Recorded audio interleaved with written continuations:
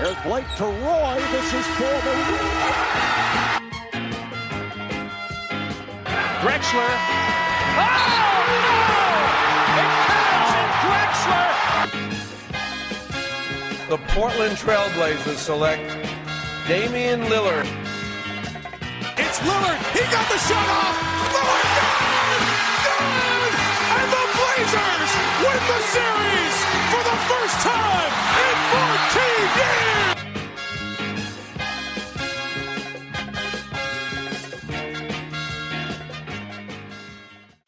Bonjour à toutes et à tous, bienvenue pour l'épisode numéro 4 du Ripcast. Comme vous le savez, un tragique événement est survenu quelques heures avant que nous enregistrions ce podcast. Kobe Bryant n'est plus, décédé tragiquement ce dimanche 27 janvier dans un accident d'hélicoptère avec sa fille Gianna ainsi que 7 autres passagers qui les accompagnaient. Les temps sont donc durs, il sera peut-être difficile de trouver les mots ce soir, d'avoir le meilleur éclairage possible ou la meilleure lucidité, mais comme il l'aurait certainement voulu, la vie continue. Et c'est donc habité de cette Mamba mentalité dont il a fait preuve tout au long de sa carrière que nous allons assurer cette émission. Ça faisait donc un petit moment que nous n'avions pas parlé des Blazers et on va donc avoir beaucoup de manières à débattre tout au long de ce numéro. Pour m'accompagner, il signe son grand retour. Il était à la présentation du Ripcast numéro 1, c'est bien évidemment Florent. Comment vas-tu ? Bonsoir tout le monde, bonsoir les auditeurs.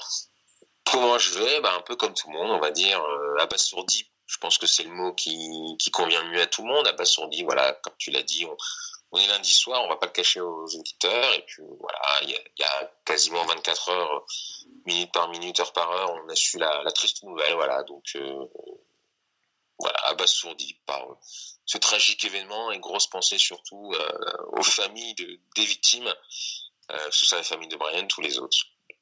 Et pour nous aider à faire ce podcast, on a des invités, oui je parle au pluriel, puisque nous sommes accompagnés de 2 membres du podcast L'écho des parquets. On accueille Nico et Antoine, salut les gars. Salut à tout le monde, merci de nous avoir invités, c'est sympa. Ouais, merci pour l'invitation. Donc pour ceux qui ne vous connaissent pas, et c'est pas un tort, vous êtes le podcast affilié avec le site Basket Info et vous décortiquez en profondeur la tactique, le coaching des équipes NBA, mais également toute l'histoire de la ligue. Vous avez d'ailleurs récemment sorti un numéro sur l'impact de David Stern qu'il a pu avoir tout au long de sa carrière sur la NBA. Vous pouvez peut-être nous en dire un mot sur en ce moment vos derniers podcasts et justement sur ce dernier sur David Stern. Oui, sur David Stern, d'ailleurs, on est peut-être un peu allé en contradiction avec ce qui sortait, les papiers qui sortaient plutôt vis-à-vis de David Stern, et ce qui sont son cas après le décès de quelqu'un, et qui était dithyrambique positivement. Nous, et c'est notamment Antoine qui a fait un gros travail là-dessus, historien quasiment, comme tu disais, même si on n'a pas été exhaustif, mais on a essayé de nuancer un peu son impact, ou en tout cas de remettre dans le contexte de l'époque pour essayer de savoir voilà, qu'est-ce qui appartient à lui, qu'est-ce qui est peut-être de l'ordre d'effets conjoncturels.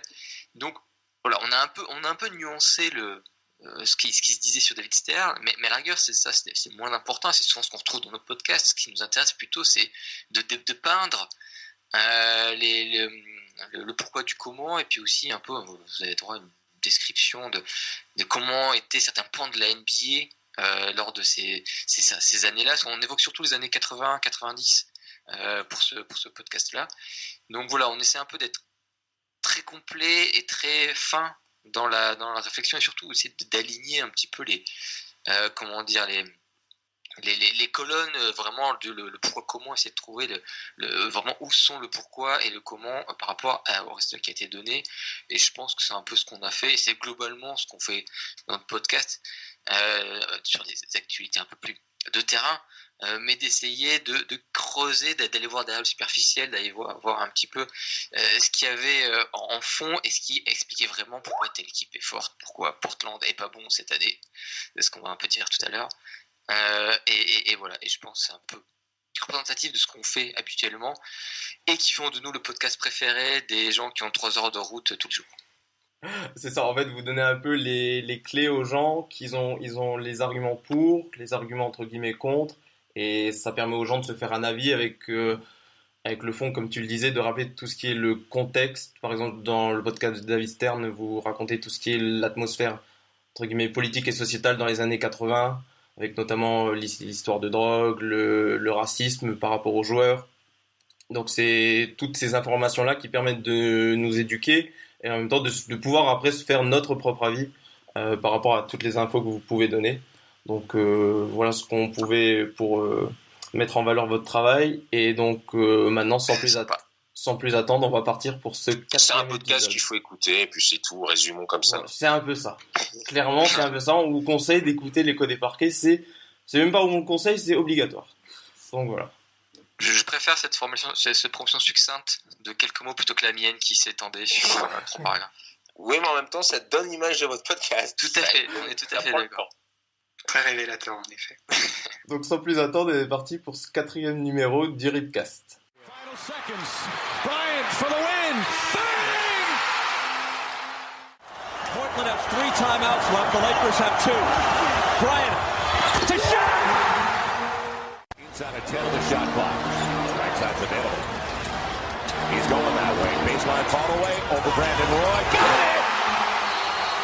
The best finisher of the game comes through in the clutch. The Lakers lead by 5. What can I say? Mamba out.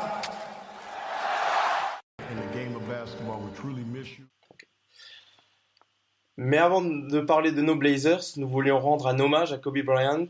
Nous allons donner un mot, un ressenti, un moment ou bien un souvenir marquant qui pour nous représentait la légende qu'est, parce qu'il sera toujours avec nous malgré tout, Kobe Bryant. On va peut-être commencer avec nos invités. Est-ce que Nico, tu as un... Ou non, je vais donner la parole à Antoine, tu as beaucoup parlé déjà Nico. Est-ce que Antoine, tu as un... Nico t'a qualifié d'historien de l'équipe. Est-ce que tu as un souvenir en tête que tu souhaites nous partager ? Oh, le piège. J'ai pas un souvenir en particulier. Je vais plutôt parler un peu de manière égoïste du lien que j'avais par rapport aux joueurs. J'ai souvent tendance à dire qu'il faut bien distinguer la personne de la personnalité. Et je sais pas si c'est par réactance ou par froideur, mais je sens bien que dans l'environnement, on va dire, voilà, des commémorations, des condoléances qui sont données à Bryant en ce moment, je me sens pas complètement dans le mouvement et j'essayais de me poser la question pourquoi, parce que j'ai pas vu la totalité de la carrière de Kobe Bryant, mais j'en ai quand même vu une bonne partie. Pour avoir eu une flamme un peu Suns à une époque, ça se passait pas toujours très bien avec Monsieur Bryant. Et si je devais donner une explication en fait à ça, Kobe, c'est surtout, on va dire, sur le terrain, peut-être un peu moins en dehors ces dernières années, un peu fabriqué une image de surhomme. Ce côté très charismatique, indestructible, une volonté de faire, quelqu'un qui travaille sans arrêt. Ce qui fait qu'il y avait presque un côté un peu super-héros et que, d'une certaine manière, les super-héros, ça ne meurt pas. Et je me trompe peut-être sur mon explication, mais c'est un peu ce qui me donne un peu ce manque d'émotion, peut-être en fait l'impression de ne pas y croire, parce que pour moi, Kobe Bryant, c'est un peu ce côté surhumain. Toute cette image qu'il a façonnée de lui-même fait que c'est pas quelqu'un qu'on va associer par le côté humain, comme on pourrait voir par exemple chez un Dirk Nowitzki, le côté en retrait d'un Tim Duncan. Donc Kobe Bryant, c'était toujours la splendeur, et son dernier match, je pense, l'avait très bien montré là-dessus, un style et quitte à l'imposer à toute la NBA. Et c'est dommage parce qu'il a donné ces dernières années un côté un peu plus père de famille, montré tout ça, un côté un peu plus humain. Mais c'est vrai que pour avoir vécu toutes ces années, non, Kobe Bryant, c'est le super-héros que vous voyez comme le super-héros ou le super-méchant, mais du moins celui qui est toujours là en permanence. Et du coup, c'est pas facile d'imaginer que non, c'est parti. Je suis assez d'accord en apportant une espèce de nuance, qui n'est peut-être pas une pour toi Antoine, tu me diras ou pas, mais effectivement, il y avait ce côté surhomme que vendait Kobe, et il y avait une part de plan de communication, hein. Je trouve du moins. Je fais partie un peu de ceux qui sont plutôt critiques vis-à-vis de Bryant, tant sur le terrain que parfois dans son attitude, mais c'est souvent plutôt pour rééquilibrer vis-à-vis de l'aura un peu exagérée qu'il avait, que vraiment pour le critiquer, parce que je pense qu'il ne s'agit pas de remettre en cause le talent du joueur et même sa personne, quoi. Mais effectivement, je trouve qu'il y avait ce côté assez fabriqué dans cette image de surhomme qui s'était un peu fabriqué, On pourra se lancer franc alors qu'il a le temps d'enfiler le bousiller, le coup du ballon la fin de lui envoyer le ballon sur le visage et qui ne réagit pas, et tout un tas de propos qu'il a eu, même un peu où il reconstruisait un peu le passé, j'avais l'impression, tout ça pour vraiment construire cette image-là, comme disait Antoine, de surhomme, de légende, de ce qu'il veut, et moi je suis pas dupe, en plus que Kobe, c'est peut-être le joueur que j'ai le plus suivi de ma vie, presque malgré moi, puisque quand je commence à m'intéresser un peu à la NBA, c'est justement, il est la draft, quoi, et j'avais déjà dit, tiens, c'est curieux, un lycéen comme ça. Donc j'ai toujours un œil très porté sur lui, et du coup, je me dis, moi, tu me l'as fait pas, moi, Kobe. Et pourtant, alors même que je suis conscient de l'astuce, tout ça, de cette forme de petite manipulation, pas méchante, mais quand même, malgré tout, et que j'ai le même sentiment qu'Antoine, que quand je l'ai même tweeté, quand on voit écrit Kobe Bryant est décédé, non, ça marche pas. Décédé, ça marche pas avec le mot Kobe Bryant, ou même juste accident, une mort violente en tout cas, ça ne marche pas. C'est si bien, on a du mal à y croire. Donc malgré tout, même si je pense qu'il y avait un côté communication, tout ça, un peu fabriqué, ça a quand même marché, quoi. C'est comme les Nike. Tu crois quand même que tu vas courir plus vite avec des Nike. Et il y a un peu ça. Et juste pour terminer, et là c'est un peu plus mon point plus général sur Kobe Bryant, je trouve que c'est peut-être l'une des personnes les plus uniques de la NBA, si ce n'est peut-être d'autres choses, mais mon référence à la NBA est unique. Il y a le sens, il y a plein de choses dedans, il y a du positif, il y a du négatif, mais surtout il y a de la complexité, de la densité, et surtout un personnage que je n'ai pas, qui ne correspond à aucun archétype ou aucun autre personne qu'on a vu à NBA, avec un mélange de qualité, mais aussi de défauts, et que tout ça s'imbrique pour faire un personnage unique et finalement assez cohérent avec lui-même, et c'est assez fascinant comme personnage. Et c'est pour ça que ça reste malgré tout, que même moi qui ai tendance à le rabaisser au niveau de l'humain, je suis quand même un peu secoué, perturbé et abasourdi, comme vous disiez, de ce qui se passe, quoi. Je suis assez d'accord avec toi. Il avait un peu, je n'ai connu que sa fin de carrière, mais il avait un peu cette image de superstar absolu que la NBA adore. Il était très ambivalent. Il y avait ses adorateurs, il y avait en même temps ses haters. Et ouais, il avait quelque chose, rien que de par tous ses aspects, de par son jeu, de par son charisme, de par tout ce qu'il dégageait, il créait quelque chose chez chacun d'entre nous, en fait, je pense. Chacun d'entre nous avait un avis sur lui, et du coup, voilà, c'était vraiment la superstar peut-être ultime. Et donc voilà, moi je garderai en mémoire son dernier match en carrière contre Utah, où il prend tous les tirs, tout le monde est là à le regarder, même tous les joueurs veulent juste voir Kobe prendre des tirs pour son dernier match, et c'était très beau à voir, et c'est l'image que je retiendrai de lui. Et pour finir, Florent, je sais pas, peut-être que toi tu as une image avec lui, peut-être avec nos Blazers, toi qui connais bien notre franchise, ou pas du tout, hein, il y a ce piège. Si je me trompe pas, la série 2000, je crois, qui est très serrée, où il est défendu d'ailleurs par Scottie Pippen. Alors il était lui aussi en fin de carrière, mais c'était resté quand même un grand défenseur. Je me souviens d'un match qui termine sur un lay-oop où il part au panier et il lance le ballon, et c'est le gros Shaq qui le récupère et qui nous crucifie dans un match très serré. Après, une image, il y en a tellement avec lui, c'est compliqué, mais moi je suis assez d'accord avec les analyses d'Antoine et Nicolas. On adorait le détester, c'est-à-dire qu'on le détestait, mais on l'admirait en même temps, et je trouve qu'il a un côté, c'était un peu une diva. Je trouve que c'est un terme qui lui convient, parce qu'une diva, c'est à la fois quelqu'un de très très talentueux, et il l'était, et en même temps, il avait ce côté un peu capricieux, un peu capricieux, un peu égoïste aussi. Et puis je trouve que si ça devait être un personnage, ça serait un peu Vegeta dans Dragon Ball, un peu gentil, un peu méchant, tout le monde l'aime bien, hyper sérieux, qui pense qu'au travail et à l'entraînement, et finalement à battre Son Goku, qui était un peu qui pour lui était un peu Jordan. Voilà, c'est un peu ça, mais c'était un personnage unique. C'est vrai que c'est un terme qui lui convient bien. il aura sans doute, enfin, il a même déjà des joueurs qui ne jurent que par lui, et qui l'a pas motivé, mais qui l'a, pardon, je trouve pas le mot, mais qui l'a inspiré, merci. Mais il y en aura qu'un des comme lui, et malheureusement il n'est plus. Mais voilà, c'est un fou, un psychotique de l'entraînement, et c'est pour ça qu'il est devenu un des meilleurs. Voilà, et oui, avec Portland, je pense surtout à la série de 2000. Et puis voilà, parce que j'ai pas trop de souvenirs d'autres matchs particuliers, mais en tout cas face aux Trailblazers. Mais voilà, moi, comme Nicolas, j'étais, voilà, je reconnaissais bien sûr son talent, c'est impossible de le contrer, et en même temps il y avait des trucs qui m'agaçaient un peu chez lui, mais c'est ce qui faisait aussi son charme finalement, et voilà. Mais si je peux, faudra m'arrêter. Hein.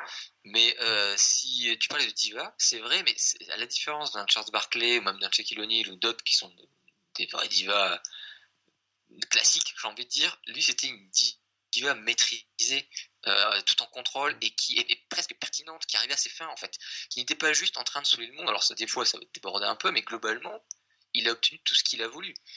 Aux Lakers, c'était O'Neal qui est parti. Il a quand même pu, enfin, Phil Jackson est parti, lui il est resté la légende. Il a quand même, il a maintenant cette image de loyauté pure avec les Lakers, alors qu'il a souvent joué du bras de fer là-dessus. Donc il a été cette diva, mais qui était intelligente, et du moins qui savait servir de son pouvoir, sa force. Et tu parles aussi un peu de folie ou un truc comme ça. Je sais qu'il y a une phrase qu'on prête, enfin, qu'on présente pour expliquer un peu ce qu'était Alexandre le Grand.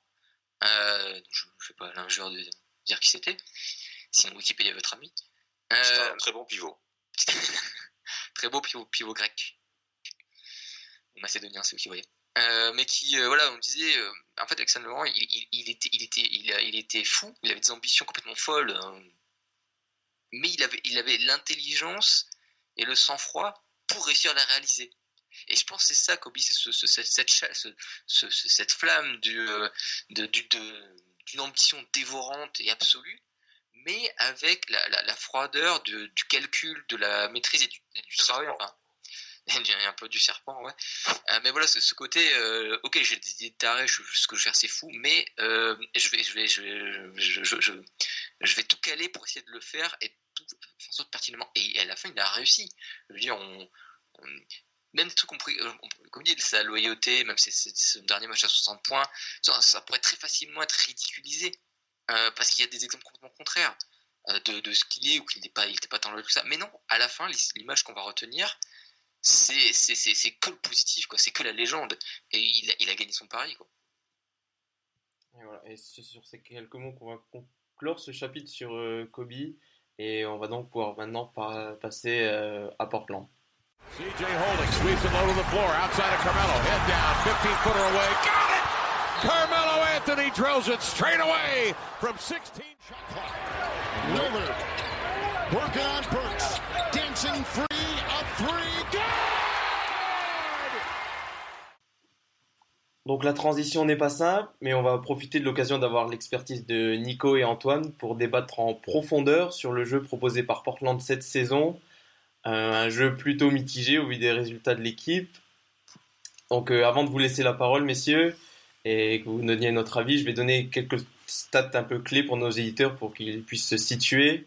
Actuellement, les Blazers sont un offensive rating de 111, qui est classe à peu près dans le ventre mou de la ligue, avec un defensive rating de 113 points, qui est le troisième plus mauvais de toute la NBA, en compagnie de véritables monstres défensifs que sont par exemple Washington ou Cleveland.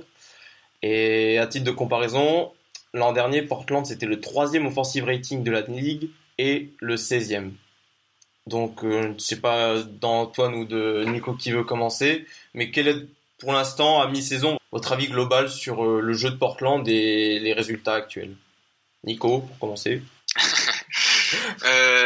Oui, non, je peux commencer. Bon, bah après, tu l'as dit. Certes, Portland n'a jamais été une grande équipe défensive. Mais là, pour une franchise qui depuis plusieurs années est en play-off, et même une bonne équipe de play-off, peut-être qu'il plafonne un peu, mais qui est une vraie belle équipe et solide sur la longueur sur le nombre d'années. Là, les trouver avec cette défense si faible pose question. Alors, c'était des choses qu'on pouvait un peu anticiper en début d'été, où il y avait vraiment un revirement décidé dans la construction de l'effectif en pratiquement échangeant des défenseurs de l'ombre, mais extrêmement précieux, qui étaient Alpha Camino et Markless, à quoi s'ajoute la blessure de Nurkic. Bon, on reparlera un peu des blessures un peu après. C'est effectivement une donnée très importante dans la situation. Mais même avant ça, on pouvait se dire, ça partait quand même sur une équipe qui était à vocation toute l'attaque, pour jouer tout sur l'attaque et presque pas sur la défense, en espérant, mais je pense que c'était un vœu pieux, d'avoir Whiteside en espèce de qui ne sera pas une défense à lui tout seul façon Rudy Gobert, et encore rarement un défenseur et une défense à lui tout seul. Mais voilà, une espèce de gros impact Whiteside, mais on savait bien que c'était pas le joueur que Whiteside pouvait. Whiteside n'avait pas cette capacité à être ce super gros défenseur qui peut vraiment lui tout seul faire 35-40% d'une défense, comme un Gobert, comme un Embiid. Mais il y avait un peu, je pense, cette idée-là, mais qui avec tout pour l'attaque, on bricole en défense, on mise un peu peut-être sur les principes de jeu et l'objectif sur la défense, et non, ça dégringole complètement. Les raisons, c'est déjà le personnel défensif, on l'a dit, ils ont remplacé plus ou moins des défenseurs par des attaquants. Alors il y a Rodney Hood qui en plus s'est blessé, donc on n'a même pas pu avoir son impact offensif sur autant de temps que nécessaire, et qui pourrait discuter d'ailleurs aussi. Globalement, Portland est une passoire sur les extérieurs, et si sur l'intérieur Whiteside peut bien protéger le cercle, mais que de façon très limitée sur un périmètre qui est très proche de lui en fait, et seulement en situation, en fait quand il est tout seul dans le cercle c'est bon, mais tout le reste du temps il est un élément négatif en défense, et ça se représente là, et comme à Miami il y avait encore un peu des joueurs autour pour un peu, et un système qui arrivait un petit peu à avoir des mécanismes de compensation, de faire en sorte d'utiliser Whiteside sur sa force qui est le pur autour de moi, je copie un point négatif. Miami arrivait un petit peu à trouver des joueurs pour combler les brèches. Là, c'est pas du tout le cas, et aucun des joueurs de Portland ne pouvait le faire. Même Bazemore, qui était un défenseur correct à Portland, n'avait pas ce côté un peu plus ailier de grande taille, de longueur, pour faire un peu un peu le travail que faisait Alpha Camino. Peut-être Ariza arrive un peu plus à le faire. Je pense qu'on en parlera aussi. Voilà. Et l'autre gros truc, et après je laisserai la parole à peut-être Antoine, est toujours sur la défense, et là c'est peut-être plus inquiet, enfin je pense que je l'avais un peu moins vu arriver, c'est le rebond, où Portland est catastrophique au rebond, malgré les bons chiffres individuels de Whiteside. Lui-même a un impact qui n'est que un peu plus, pas tout à fait neutre, mais pas aussi énorme que ces chiffres le laissent penser. Il y a un impact sur le box score, mais pas forcément sur le terrain, quoi. Oui, alors après, même si on va sur des stats un peu avancées, le pourcentage au rebond il est bien, même je crois même qu'au rebond contesté il est pas trop mal, quoi.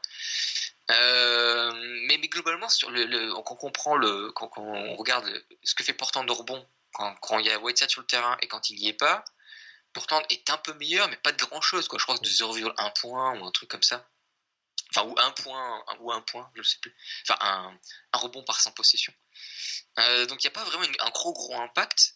Alors c'est aussi lui parce que c'est le jeu assez. Je veux dire, Whiteside, effectivement, quand il va chercher le contre, derrière il n'est pas au rebond. Et comme il va tout le temps chercher le contre, qui souvent en plus il fonctionne, sa tentative de contre fait souvent rater les tirs qui sont proches de lui, mais derrière il y a personne pour prendre le rebond, soit parce que Whiteside lui il peut pas prendre le rebond parce qu'il est déjà sur son contre là, mais comme il saute beaucoup trop, là où un Gobert beaucoup plus en contrôle, anticipe le raté, arrive à gêner le tir et derrière à être pas trop loin, à être à peu près présent au rebond. Whiteside n'y arrive pas du tout, il ne fait que aller au contre, du coup ça laisse vide au rebond, et il n'y a personne à Portland pour compenser. Il n'y a aucun vrai bon rebondeur, ou même Carl Anthony qui a un poste qui est pas un mauvais rebondeur pour un poste 3, Pour un poste 4, c'est pas suffisant, surtout il est plus tout jeune. Ezonia, c'est pas la peine d'y penser. Voilà. Alors après, si comment il s'appelle le pivot blessé, Zach Labissière. Non. Zach Collins.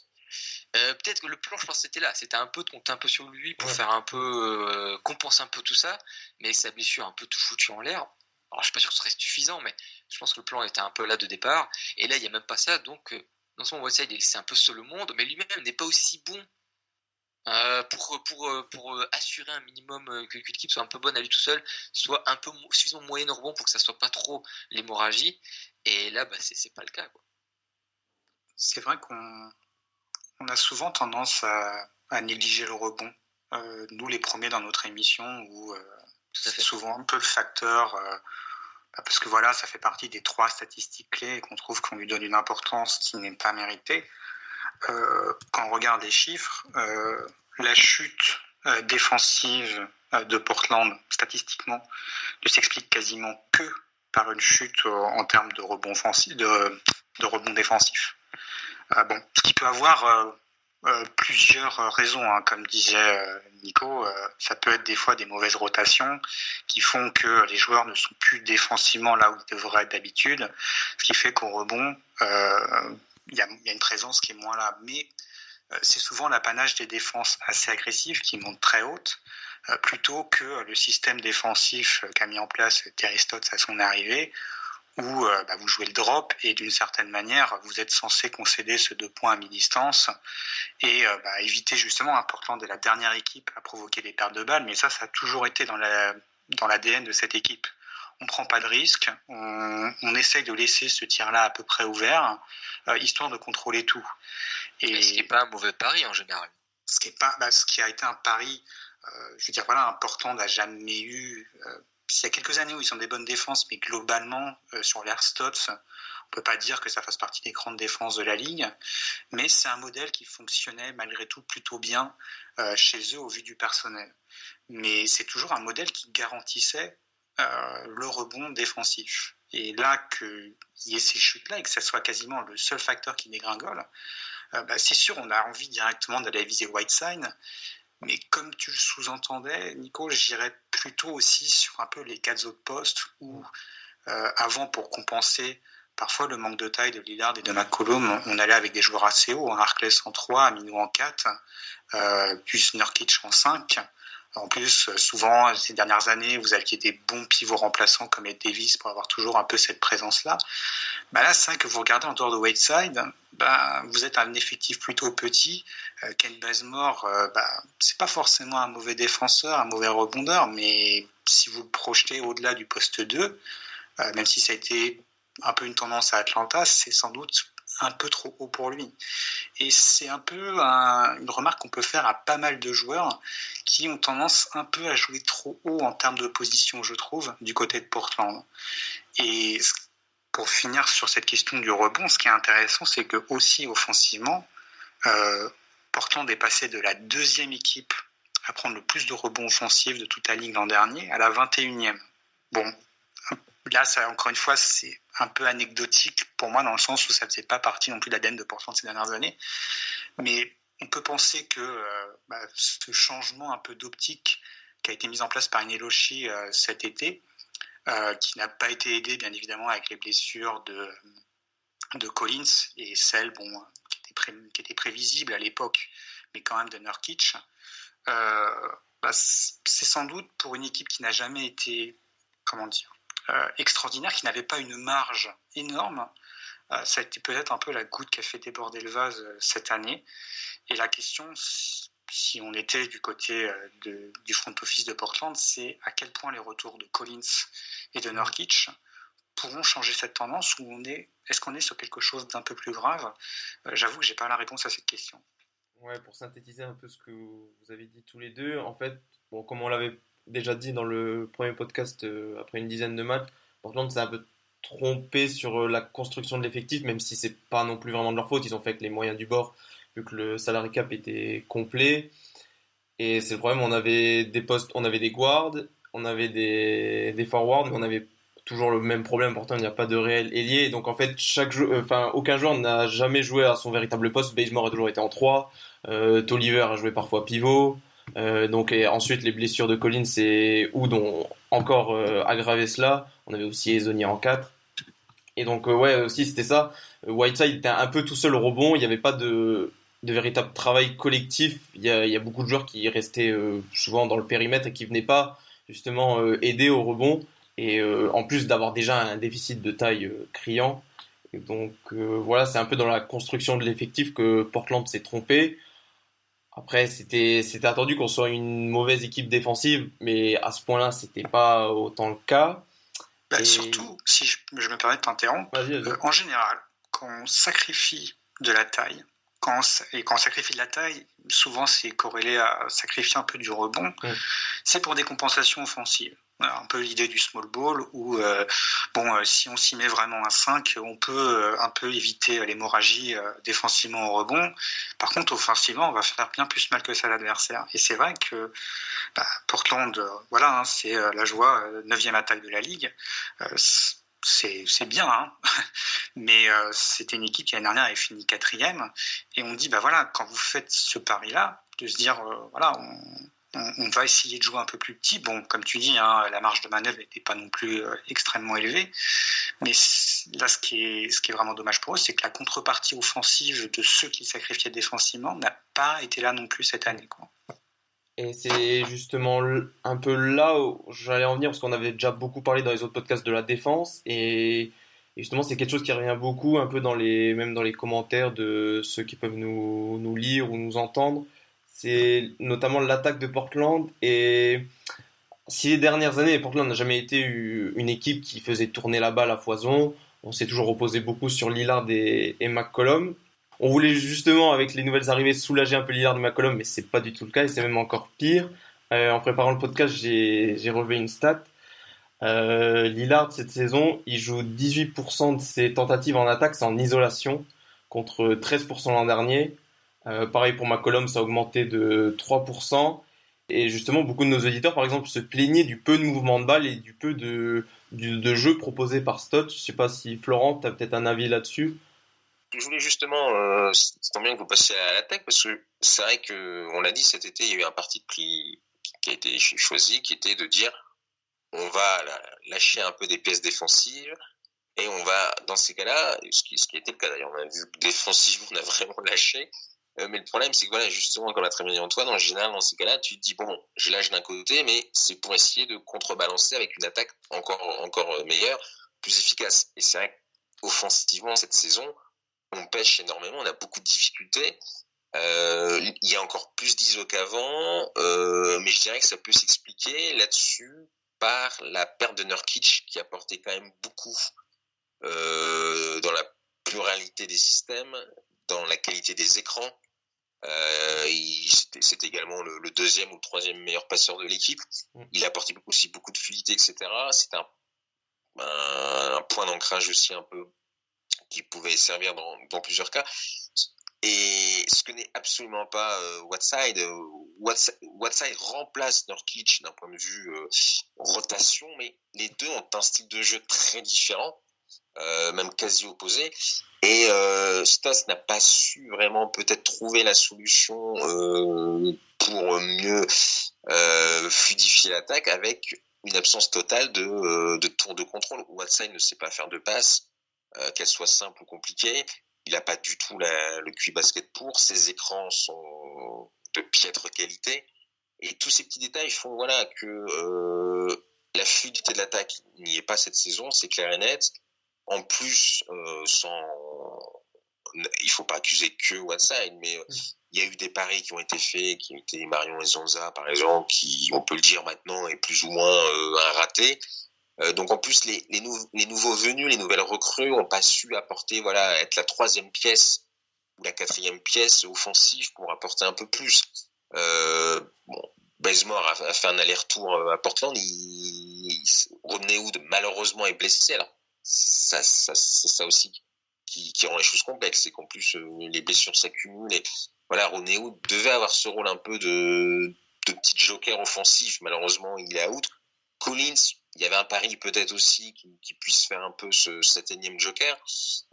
Donc voilà, ça explique pourquoi il joue de plus en plus en ISO. On a un Lillard qui est heureusement très très fort cette saison, peut-être encore plus fort que la saison dernière. Là, il ne fera pas ça toute la saison, mais là je crois qu'il est à 140 points en 3 matchs, je crois. Quelque chose comme ça. Bon, il termine la semaine avec 52 points de moyenne. Ouais, bon, j'aimerais bien qu'il fasse 52 points de moyenne pour le reste de la saison. On va pas trop l'espérer quand même, mais faut être réaliste. Il vient d'être élu d'ailleurs joueur de la semaine. McCollum, bizarrement, statistiquement, ça se voit pas parce que je pense qu'il est à peu près dans les mêmes standards que la saison dernière. Il a aussi un peu plus de mal, toujours dans la régularité, c'est un petit peu son péché mignon. Et ce qui fait que oui, je pense aussi que l'équipe, avec des nouveaux joueurs qui ne matchent peut-être pas trop, des résultats sportifs qui sont pas forcément là, je pense aussi qu'il y a dans ces cas-là, on prend peut-être un peu moins de risques, on veut un peu retourner sur ce qu'on sait faire le mieux. Ce qu'on sait faire le mieux, c'est l'ISO avec le duo McCollum-Lillard. Alors que voilà, paradoxalement, c'est ce qui marche le mieux, c'est ce qui peut aussi un peu engourdir ensuite l'équipe pour faire autre chose. Et c'est vrai que dès que l'un des deux n'est pas à 100%, n'a pas le rendement habituel, on galère énormément en attaque. Et vu qu'on n'a plus la défense en plus pour compenser un peu, ça pose beaucoup de problèmes. Alors heureusement, on a eu la petite trouvaille non, j'allais dire mois de janvier, mais il est arrivé un peu plus tôt quand même, Carmelo Anthony. Mais voilà, c'est un ensemble de choses qui fait que on a beaucoup de mal offensivement à trouver de la pluralité, et c'est là où on voit vraiment l'absence de Nurkic. C'est que il apportait beaucoup défensivement, mais même offensivement. Il permettait vraiment de multiplier les systèmes et de fluidifier un peu le jeu. Et là, c'est vrai qu'on a un jeu qui est assez pauvre en termes de mouvement tout court. Donc on fait de l'ISO un peu bête et méchante. J'en profite juste pour donner une stat avant de laisser la parole, pour aller, on va dire, vers ce manque de mouvement de balle. Attention, un manque de mouvement de balle ne veut pas dire forcément manque de mouvement des joueurs.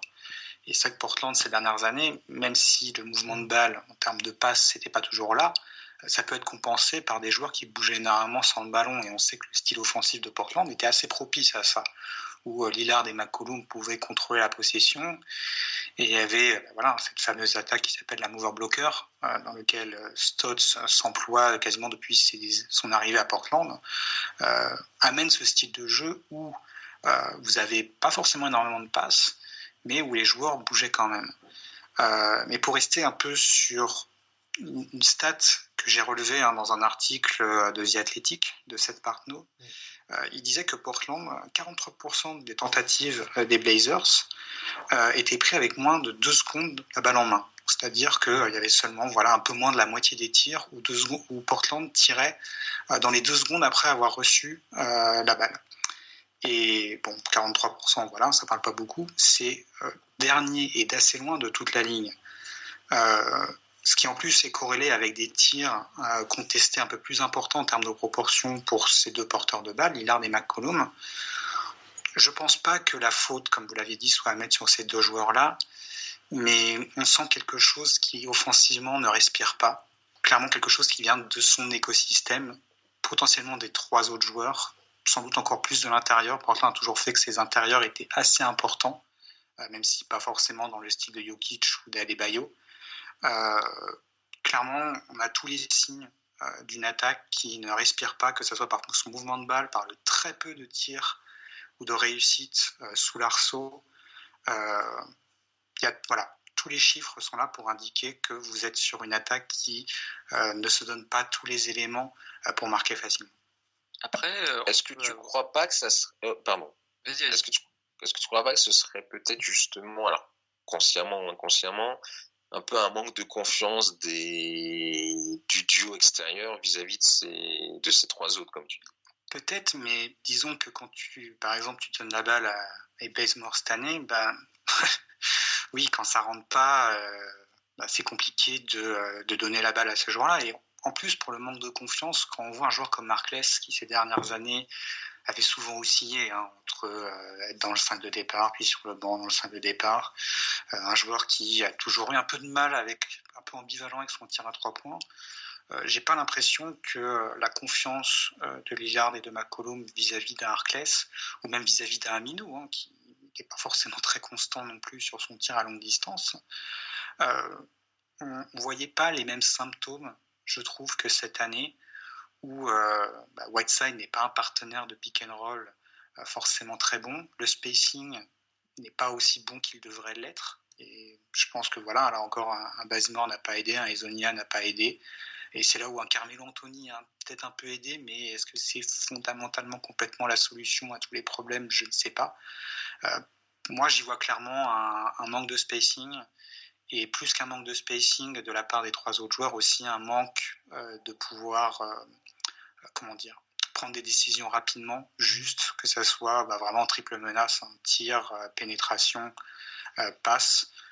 C'est pas vraiment des joueurs qui sont capables là-dessus, et c'est un peu dommage parce que vous avez fait un peu des sacrifices défensifs, et on voit qu'offensivement, certains joueurs qui auraient dû répondre là-dessus, Whiteside par son côté rim runner, Bazemore par son côté tir à 3 points, même sur leur qualité, ils n'ont pas répondu présent, et c'était pas oublier tous les défauts qu'avaient ces joueurs-là aussi offensivement. Pour moi, Bazemore est une grande déception parce qu'il avait montré, je trouve, de meilleures choses à Atlanta sans être fantastique non plus. Et pour terminer un peu sur cette vitalité de l'attaque de Portland, on a fait le pari. Et Nico avait quelque chose à dire, non? Ah, peut-être. Après, j'ai interrompu Nico. J'écoute le maître du temps parce que on se connaît nous. Je veux pas. Non, mais c'était juste pour dire. En fait, on avait fait un peu le pari d'avoir des joueurs peut-être avec un potentiel offensif plus grand. Bon, voilà, tu parles de la déception Bazemore. C'est vrai que pour moi aussi, c'est une déception. On avait le pari Hezonja qui avait montré de belles choses à New York, mais qui ne les reproduit pas du tout cette année. Et en fait, c'est des joueurs qui vivent beaucoup avec le ballon et dès qu'ils ne l'ont plus, ne bougent pas forcément. Et ce qui était totalement le contraire avec Harkless, Aminou, même Leyman ou auparavant Connaughton, qui en fait eux ne vivaient que sur, s'ils bougeaient pas eux-mêmes, ils pouvaient pas se créer tout simplement leur tir. Donc ils étaient obligés de créer des potentielles erreurs dans la défense en fait. C'est ça qui manque. Et ensuite, comme tu l'as dit aussi avec je vais revenir un peu sur Whiteside, Portland a souvent joué, même avant Nurkic, on avait Plumlee, c'était avec un pivot qui joue loin de la pâture, qui observe et qui peut distiller justement des passes à tous ces joueurs qui cut. Sur moi personnellement, même aussi Adrien sur son compte, on tape beaucoup sur Whiteside, mais il n'est pas responsable de l'ensemble des maux de Portland. J'ai envie de dire, il est dans ses standards qu'il a pu faire les autres saisons, et sauf qu'il a autour de lui un effectif qui est bien plus mal construit qu'il ne l'était à Miami. Entre guillemets, ses défauts sont encore plus mis si j'ose dire, en valeur dans le système de Portland. Disons qu'avec une équipe de Portland qui était très forte l'année dernière et qu'elle baisse, et ayant des plus gros salaires de l'équipe, on se dit c'est là que ça a foiré quoi. Alors après, là on a ces critiques sur l'attaque des Portland, mais comme ils sont 9e de la ligue, ça reste très correct. Alors sans commune mesure avec ce qu'ils faisaient l'année dernière, mais c'est quand même déjà pas si mal. Mais c'est vrai qu'il y a un vrai axe de progression. Et vous l'avez dit, mais l'idée était un peu pipée dès le départ, quoi, comme on le dit, toute la mouvance de l'intersaison était de faire venir des joueurs qui avaient plutôt du talent de scoring, mais qui la contrepartie c'est qu'ils n'avaient pas trop, au-delà de la défense, c'est qu'ils n'avaient pas trop forcément un jeu collectif, du jeu sans ballon, même juste de l'intelligence de jeu loin du ballon, sachant qu'en plus pourtant aussi il lâchait tout ce qui était continuité entre Lillard, McCollum et les Aminou et compagnie. Donc il y a déjà toute une perte d'intelligence de jeu sans ballon qui est partie, mais qui était dès le recrutement, ce truc-là était arrivé quoi. Et je me demande, parce que alors c'est très dommage, c'était quand même assez sympa de voir ce jeu de Portland qui était mine de rien assez intéressant l'année dernière, beaucoup plus subtil que ce qu'on pourrait croire à premier abord, comme vous l'avez dit et l'a dit Antoine. Mais là on regarde, voilà, donc cette attaque là est quand même assez bonne mine de rien, notamment portée, mais vraiment portée à bout de bras par Lillard et McCollum sur du jeu pratiquement comme vous l'avez dit, et isolation et en scoring sur sortie de pick and roll, vraiment des actions quasi individuelles en fait, qui reposent maintenant sur tout leur talent, et l'absence de mouvement n'est pas forcément une chose qui empêche de gagner, la preuve étant Houston, et comme Portland là avec surtout Lillard mais aussi un peu McCollum cette année ils sont vraiment très forts sur isolation et sur scoring en sortie de pick and roll, presque là, la solution avec les joueurs qu'il y a autour qui sont en fait pas des joueurs de mouvement sans ballon, mais qui ont quand même un peu de shoot. Alors bon, il y a quelques déceptions, mais entre Anthony et Ariza qui arrivent, et je pense même qu'Hezonja a une petite gravité, pas énorme, hein, je crois qu'il en a encore une petite. On pourrait presque imaginer, ce serait presque plus pertinent si on veut un peu sauver la saison, d'aller chercher un jeu un peu plus houstonien avec spacing maximum, avec les limites qu'a dit Antoine, mais vraiment aller à fond sur ce jeu d'isolation et de pick and roll simple, pour lesquels McCollum et Lillard sont vraiment très très très forts, et peut-être qu'on pourrait un peu augmenter l'attaque, parce que de toute façon revenir en arrière c'est pas possible vu les joueurs qu'il y a sur le terrain, moi qui manque d'intelligence de jeu globale et d'habitude de jeu sans ballon et vraiment de cette capacité à jouer, enfin qu'on ait 5 doigts de la main en fait. Donc quitte à tout sauter, autant faire du Houston, quoi, j'ai envie de dire. Les moyens sont là. Parlons du, on peut peut-être, on n'en avait pas forcément parlé, justement de l'arrivée de Carmelo Anthony, qui après un an d'absence est revenu, plutôt pas mal, même s'il il n'a pas changé, ça reste le Carmelo Anthony qu'on a connu avec plus de réussite que lors de ses passages à Oklahoma City et à Houston. Je vais juste rappeler ses stats, il a joué déjà 32 matchs avec Portland, il tourne à 16 points, à 43%, dont 38% à 3 points, et il grappille 6 rebonds par match avec presque 2 pertes de balles. Avant de vous laisser la parole, moi je trouve qu'il a apporté indéniablement, parce que de toute manière il n'y avait personne derrière Lillard et McCollum pour scorer, donc ça, tant qu'il y avait un mec pour mettre des points, j'ai envie de dire c'était une bonne nouvelle pour Portland. Et je l'ai trouvé notamment au début un peu moins ces derniers temps, mais qu'il avait un peu pris une dimension de role player, il faisait beaucoup d'écrans par rapport à ces dernières années, notamment ça marchait bien avec du pink and pop, notamment avec McCollum. Et il a également une bonne réussite à 3 points, il a la 3e meilleure réussite derrière Lillard et McCollum, donc ce qui est pas anodin pour notre spacing qui, comme tu l'as dit Antoine, est limité. Vous voulez avoir un peu votre avis sur Carmelo? C'était une bonne pioche, dans le sens où, un peu de la même manière que Rodney Hood était une bonne pioche l'an dernier. C'est peut-être dit comme ça, pour les fans de Carmelo Anthony, c'est peut-être un peu dur, mais quelqu'un qui peut être un peu unidimensionnel dans son aspect, mais qui va apporter indéniablement un scoring où on voit bien qu'après les premières et secondes options du côté de Portland, ça peut devenir difficile, notamment sur des relais de joueurs un peu plus grands, parce que bon, l'année dernière, vous aviez Seth Curry qui était capable d'avoir de très bons passages. Cette année, vous avez, c'est un peu plus compliqué parfois, mais Anthony Simmons. Mais surtout, vous n'aviez pas ce relais offensif sur les postes un petit peu plus hauts. Et c'est ce qu'a pu apporter Carmelo Anthony avec justement une relation un peu simple, simple pick and pop, comme tu l'as souligné, avec les porteurs de balles des Blazers. Il a un peu épuré son jeu, avec un peu plus de réussite qu'il ne l'avait à Houston, parce qu'à Houston, on ne pouvait pas nier qu'il avait épuré son jeu, mais la réussite n'était tout simplement pas là. C'est toujours quelqu'un qui... il est censé être là dans un rôle un peu de shooter, mais il a du mal, on va dire, sur les shoots qui sont un minimum contestés. Il a un peu de mal derrière, quand on est vraiment sur les 3 points, à pouvoir les inscrire derrière. Mais je trouve qu'il a amené une diversité offensive qui était terriblement nécessaire dans cette attaque des Blazers, où, pour une fois, je vais revenir à ces mouvements offensifs du côté de Portland, où vous avez toujours, pour le dire assez rapidement, un flare screen et un pin down qui sont faits en même temps, c'est-à-dire que vous avez 2 joueurs qui sont au poste haut, un peu des 2 côtés, souvent des intérieurs, et des extérieurs qui vont graviter autour, un qui va plutôt aller vers le panier, l'autre qui va aller du panier vers l'extérieur, ce qui donne un peu un sentiment d'une roue en train de tourner. Et les intérieurs dans ces systèmes-là sont assez importants. Pour éviter simplement de faire une prise à 2 sur le joueur qui vient de sortir de l'écran, pour être capable, souvent c'est des joueurs qui vont arriver d'être libres, d'être capables de prendre la balle et de passer, ce que faisait très bien Nurkic l'année dernière.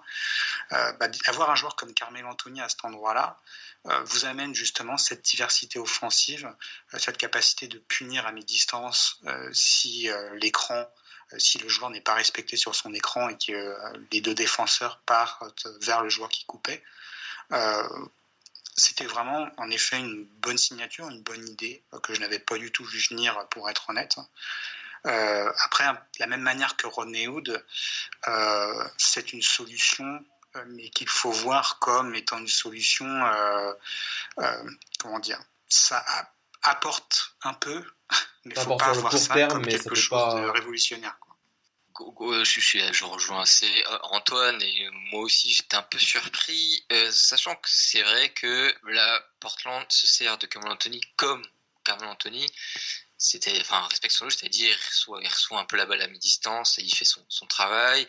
Des fois il va jouer un peu poste bas, ou du moins pas trop loin, il fait un peu son travail. Et il tire seulement que quelques fois à 3 points, bon, un nombre raisonnable, mais pas autant que à Houston, Oklahoma City, où là il était un peu mis dans le rôle de pur catch and shooter, en se disant là on y gagne. Et alors on sent bien que Carmelo lui-même il est plus à l'aise, il est plus content, et ça se comprend. Par contre, le gain d'efficacité est pas énorme, hein. Globalement, Anthony de Portland est un peu plus efficace que celui de Oklahoma City et d'Houston, notamment grâce au tir à 3 points. Alors peut-être le fait qu'il en prenne moins, lui il augmente un peu ce pourcentage par rapport à avant, il en prenait un peu moins de 2 fois plus, et mais avec des pourcentages bien moindres. Je pense que tous ces éléments rentrent ensemble, quoi. Il gagne aussi un peu parce qu'il va chercher plus de lancer franc, tout comme ça, mais globalement le gain est pas énorme. Donc ça reste un joueur, enfin celui de maintenant là, de 35 ans, reste un joueur à l'efficacité offensive qui est quand même un peu moyenne, quoi. Si ce n'est, et là je rejoins tout à fait Antoine, que c'est vaut mieux une adresse un peu moyenne bof, surtout sur des tirs un peu difficiles, un peu créés tout seul, dans une équipe qui finalement, à part notamment avec la blessure de Hood, mais à part Lillard de McCollum, n'a pas grand chose à mettre comme capacité de scorer, parce que même si Whiteside met des points avec une belle efficacité, c'est purement du service de Lillard. Et d'ailleurs Antoine parlait un peu tout à l'heure que Whiteside n'était pas qu'il aurait bien aimé le voir un peu plus prégnant comme rim runner. Il y est efficace correctement, et ça manque un peu de volume, quoi. C'est bien dans la construction du pick and roll qu'on n'arrive pas à vraiment se servir des longs compas de Whiteside et de l'efficacité qu'on pourrait avoir. Donc c'est là aussi reste la déception, et donc Whiteside, il faut le servir, quoi. Et c'est un peu le cas pour à peu près tous les autres. Donc avoir cette capacité sur demi-terrain de création un peu pure, un peu à partir de rien, effectivement ça fait du bien, mais faut pas non plus s'emballer en se disant ils ont un troisième score, ils ont un score d'appoint avec une efficacité suffisante pour ce qu'on demande de faire, c'est-à-dire ce genre de création un peu à partir de rien.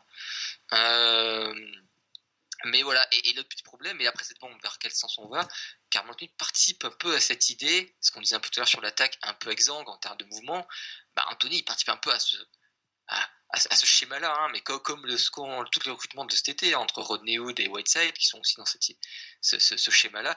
Donc c'est pour ça que je me demande à quel point la mutation offensive de Portland, est-ce que Portland, voyant ça, le pari d'offensif avec vraiment presque du talent, du shoot plutôt que de l'intelligence et juste sans ballon et des arcs classés et compagnie, est-ce que ce pari-là, il se dit on a tenté cette année, c'est bof, on recommence pas, ou est-ce qu'ils vont dire ok c'est bof mais c'est l'équipe qu'on a actuellement, essayons plutôt de pousser dans ce sens-là. C'est là je reviens un peu sur ce que je disais sur l'attaque un peu houstonienne, même si Antoine allait le dire si on avait plus de temps, mais il y a des limites que n'ont pas Houston et assez importantes, c'est vrai, mais au point où on est Portland, j'ai envie de dire pourquoi pas.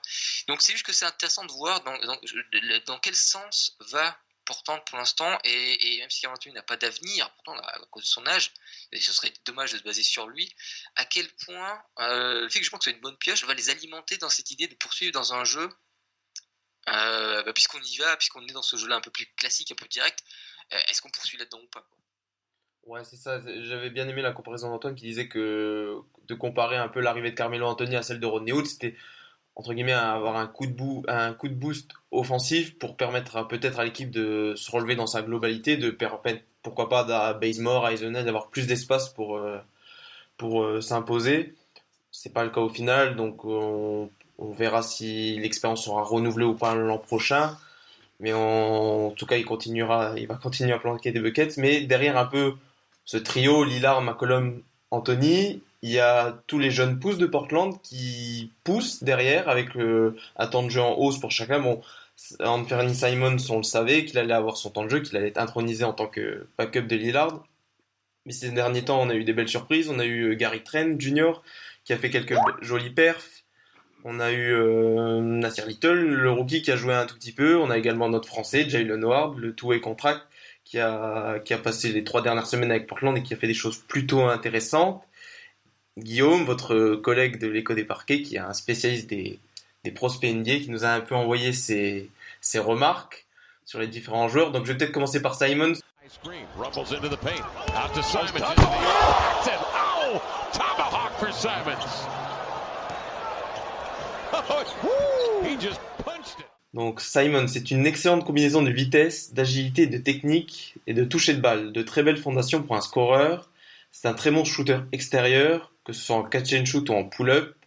Il manque un peu de taille et de longueur de bras pour être un slasher consistant. Concernant sa défense, il y a de gros doutes, notamment limité par son physique.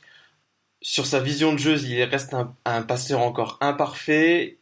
Pour finir dans sa globalité, il possède un potentiel au scoring d'un titulaire NBA, mais quid de son playmaking et au niveau de ses limites défensives.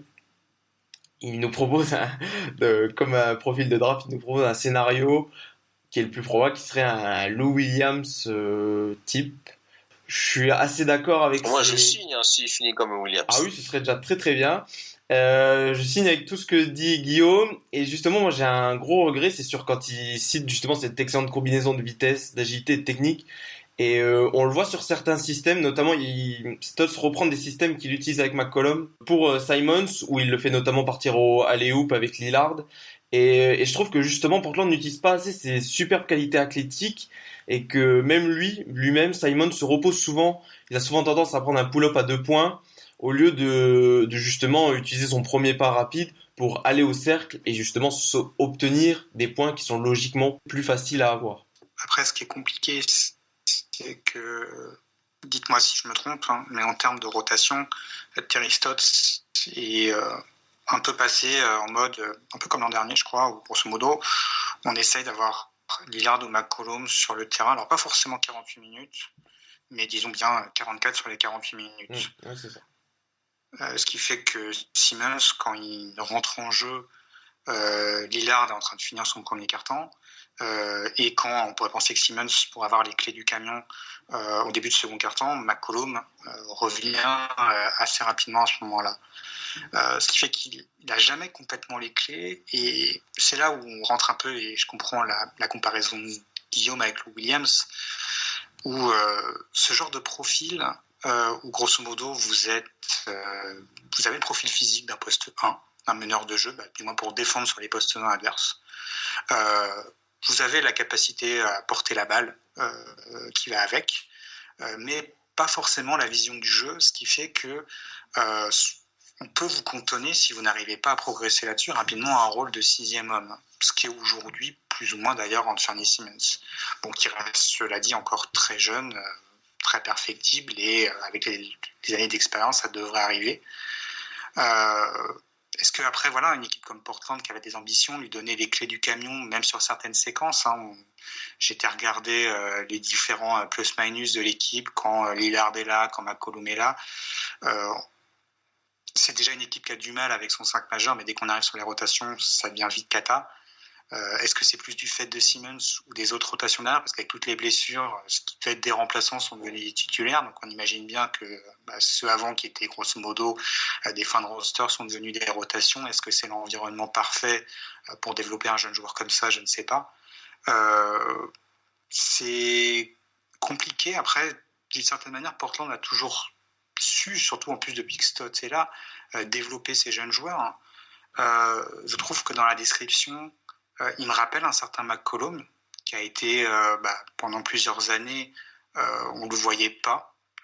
Il n'a pas été drafté très haut, mais c'est vrai qu'il était derrière Lillard et Wesley Matthews, si je ne me trompe pas. C'est quand Wesley Matthews est parti qu'il a commencé à prendre un peu plus un rôle. Ou alors c'était dans des playoffs, une série de playoffs où Portland était complètement blessé et McCollum avait fait une série extraordinaire. Donc on sait que Portland a ses capacités de développer, ils ont un bon tracking record, un bon passif en termes de développement des jeunes. Je pourrais pas répondre à ce que tu viens de dire sur est-ce que Simmons s'est bien utilisé ou pas. Je l'ai pas assez vu pour avoir un avis suffisamment tranché sur la question. Et Portland doit faire attention, c'est pas dans leur... En plus, voilà, ils ont prolongé McCollum, etc. Ça peut être le scoring punch qui irait à l'idéal en termes de rotation. Néanmoins, c'est un profil assez compliqué en général à mettre sur un terrain, à savoir si vous lui filez les clés du camion, qu'est-ce que ça veut dire de votre jeu collectif à ce moment-là. Mais tant que vous lui filez pas les clés du camion, vous pouvez pas espérer qu'il se développe et vous êtes un peu coincé en cet entre-deux et on peut espérer que Portland saura le développer comme ils ont développé McCollum, peut-être pour un futur à la Lou Williams qui, effectivement, Simmons a été drafté assez bas, il me semble, si ma mémoire est bonne, et avoir un joueur comme Lou Williams derrière permettra en plus d'avoir la continuité, je trouve, avec Lillard et McCollum. Vous pourriez garder les trois, même si financièrement, d'ici quelques années, ça serait compliqué. Et sur peut-être la question de Si vous voulez, j'entends un petit quelque chose. son playmaking, je vais avant de sa parole, Nico. C'est Sam Vecenie de The Athletic qui disait ça. Il pourra aussi peut-être, on voit qu'il n'a pas forcément le QI basket encore très développé, et c'est quelque chose qui est quand même dur à apprendre au fil des années. C'est quelque chose d'assez inné quand même, mais le fait qu'il montre avec consistance qu'il peut planter des paniers, qu'il est très dangereux d'une manière individuelle, lui ouvrira peut-être des portes pour que justement, il y a des joueurs qui défendent sur d'autres joueurs qui vont se dire bon, il faut peut-être que j'aille aider quand c'est Simons qui a le ballon, et à partir de ces choses-là, il aura peut-être des opportunités juste pour faire des drive and kick ou ce genre de choses-là qui sont très simples, mais que pour l'instant il n'a pas forcément parce que les défenseurs le respectent, mais il n'a pas encore cette dimension de scoreur NBA, on va dire fiable. Donc je sais pas, Nico, si tu voulais rajouter quelque chose. Non, clairement, une des premières choses qui vont passer, enfin qui seront son salut, ce sera déjà est-ce qu'il va trouver, il doit trouver une manière d'être efficace sur le scoring, parce que pour l'instant c'est un peu sa seule carte. Donc il faut qu'il gagne un peu ses luttes sur le terrain et qu'il montre un peu des progressions là-dedans. Il y a le temps, pour l'instant, pour moi il a un impact négatif et c'est normal, et il aura peut-être encore un peu, et c'est justement cette année autant y aller, hein. Et même l'investissement serait presque de ne pas le mettre trop dans des bonnes conditions, essayer de lui faciliter trop la tâche, de ne pas essayer de trouver un système qui le rend efficace. Il faut que ça commence à venir un peu de lui. Et comme surtout, alors ce qui est très intéressant avec lui, c'est que c'est un créateur balle en main, quoi. Il se crée son scoring par lui-même. Guillaume n'en parle pas, mais j'aime assez son dribble, perfectible. Mais il y a une capacité de manier le ballon et d'aller un peu dans les défenses et de se trouver vraiment des positions intéressantes à mi-distance ou au panier. Alors, je souscris aussi aux petits défauts que vous aviez un peu évoqué, qu'il s'arrête à mi-distance ou pour faire un flotteur, alors que il pourrait peut-être tenter d'aller au panier. Alors pendant 1 an, 2 ans, il va se faire bâcher à chaque fois, mais je pense c'est à force d'essayer de trouver avec son explosivité, son agilité, et même son toucher de balle qui est beaucoup plus aléatoire, hein. Il y a des fois il rate des lay-ups qu'il doit réussir, mais il en réussit des très durs aussi, donc on peut se dire il y a vraiment un potentiel là-dedans. Donc vraiment le pousser à essayer déjà de se trouver son jeu, de trouver là où il faut, de s'adapter à la NBA, donc c'est-à-dire essayer de réussir justement à aller au cercle beaucoup plus qu'il ne le fait, alors qu'on sent qu'il a la capacité pour, et de finir au cercle tout en conservant un peu cette capacité de shoot qu'il a. Il a un shoot très rapide. Je n'ai pas trop bien regardé sa gestuelle, mais son tir est très rapide. Donc c'est vraiment une base intéressante. J'attends de voir, je suis assez curieux de voir si dans 2 ans, avec un jeu à peu près pareil, parce que le jeu de passe, tout ça viendra que plus tard si ça vient, mais avant tout basé sur là où il est fort, et c'est de vraiment rendre niveau NBA là où il est fort. Et donc je suis assez curieux de voir si dans 2 ans, il aura réussi à trouver un moyen d'être ce créateur avec une efficacité non pas excellente, mais juste correcte, qui veut dire ça commence à avoir le coup. Et il faut pas oublier que Louis Williams a mis pas mal d'années avant d'être ce joueur qu'on peut se dire oui c'est bon, il est efficace. Et en plus avec l'astuce de chercher les lancers francs, qu'il est aussi, Simon, je pense qu'il a les moyens pour se travailler là-dessus. Le seul problème, c'est qu'il y a des joueurs qui à vie restent dans ce côté j'évite un peu le contact, j'évite d'aller au cercle, je préfère m'arrêter à mi-distance. À voir où il va aller. Alors après, il devient super fort. Pour l'instant, il l'est pas. Pour l'instant, globalement, il n'est pas efficace du tout. Donc j'attends juste de voir sa progression, s'il trouve une vraie efficacité, c'est correct, dans ce scoring créé nulle part, là ça devient intéressant. Mais pour l'instant on n'y est pas, et il faut attendre de voir ça avant vraiment de faire quelconque plan sur la comète avec lui. Je suis tout à fait d'accord avec ce que vous avez dit sur ce joueur. Peut-être qu'avec le temps, il y a un peu de salle de muscu, il devra peut-être un peu plus frotter. Oui, bien sûr. Ça reste qu'un sophomore, faut pas l'oublier non plus. Et peut-être que voilà, un petit qui a fait direct, c'est NBA. Voilà, il est très jeune, il n'est pas encore totalement formé physiquement, donc peut-être que ça aussi, ça pourra avoir un impact sur son jeu futur. Mark right now, nice spinner inside by Trent. 14 in the corner, Trent. On peut donc passer à Gary Trent, qui vivait jusque-là une saison un peu anodine jusqu'à ces dernières semaines, et notamment son anniversaire, dans le contexte de sa sortie de la draft. Donc c'était surtout un scoreur en sortie d'écran à Duke, et il a bien évolué tant physiquement que dans le jeu. C'est ce qu'on a pu voir à la dernière Summer League, où il a montré ses qualités de scoreur. Et ça reste donc un shooter en premier lieu, qui est un athlète avec un bon corps, mais qui manque d'explosivité pour le poste 2, qui a un playmaking qui est réduit au néant. Après, c'est pas ce qu'on attend forcément de lui, et qui est il le qualifie de défenseur très limité. Je suis pas forcément d'accord avec cette remarque. Je vais dire pourquoi. Et donc, il conclut en disant que c'est un profil de role-player offensif en sortie de banc. Pourquoi je suis pas d'accord forcément avec la défense? Parce que moi, je trouve qu'il a, bon voilà, comme il l'a dit, il a le corps, il a le body, il s'est bien musclé comparé à Simons. Et je trouve il a pas forcément des défauts dans sa taille et sa vitesse, mais je trouve un peu comme les jeunes joueurs souvent il a tendance à trop vouloir bien faire, et il mord souvent sur les feintes, il monte très haut sur son adversaire, alors que des fois il a pas forcément besoin de le faire, et c'est ce qui fait qu'il laisse des brèches derrière lui que les meilleurs joueurs NBA exploitent assez facilement. Et je trouve que justement il a un potentiel défensif qui pourrait être intéressant dans une perspective d'être un role player. Ouais, il a aussi, je trouve que le Gary Trent du mois d'octobre n'est pas le même que que l'actuel. Je trouve que depuis un mois, ouais, un bon mois, il est beaucoup mieux intégré dans l'équipe. Défensivement, il est un peu plus progressif. Je trouve que c'est la bonne surprise qui monte ces derniers temps à Portland, donc ça peut être une bonne nouvelle. Je reprends, je pense qu'on parle du même article de Sam Vecini, qui avait dit, grosso modo, c'est un joueur qui a une force, et c'est à peu près tout. Donc c'était quelque chose qui a été écrit vraiment au début de la saison, il me semble. Je pourrais pas vous parler de l'évolution, mais si vous parlez d'une évolution défensive, c'est très intéressant, parce que j'étais complètement d'accord avec la conclusion dont il parlait, à savoir que on avait tendance à dire avant en NBA que si vous aviez vraiment une grande qualité, surtout en plus c'était le shoot ces dernières années, vous pouviez rester sur les parquets. Je pense que c'est de moins en moins vrai, voire plus vrai du tout. Vous pouvez être un très bon shooter en sortie d'écran si vous n'êtes pas capable d'apporter un minimum de résistance défensivement, si votre vision du jeu est vraiment limitée, vous n'apportez pas au rebond, etc. Ça va être très compliqué de vous faire jouer. Mais du jour où vous commencez à étoffer un petit peu, que ça soit rien que d'être juste correct défensivement, ou alors d'avoir une polyvalence un peu plus développée, là vous allez pouvoir commencer à rester sur le parquet.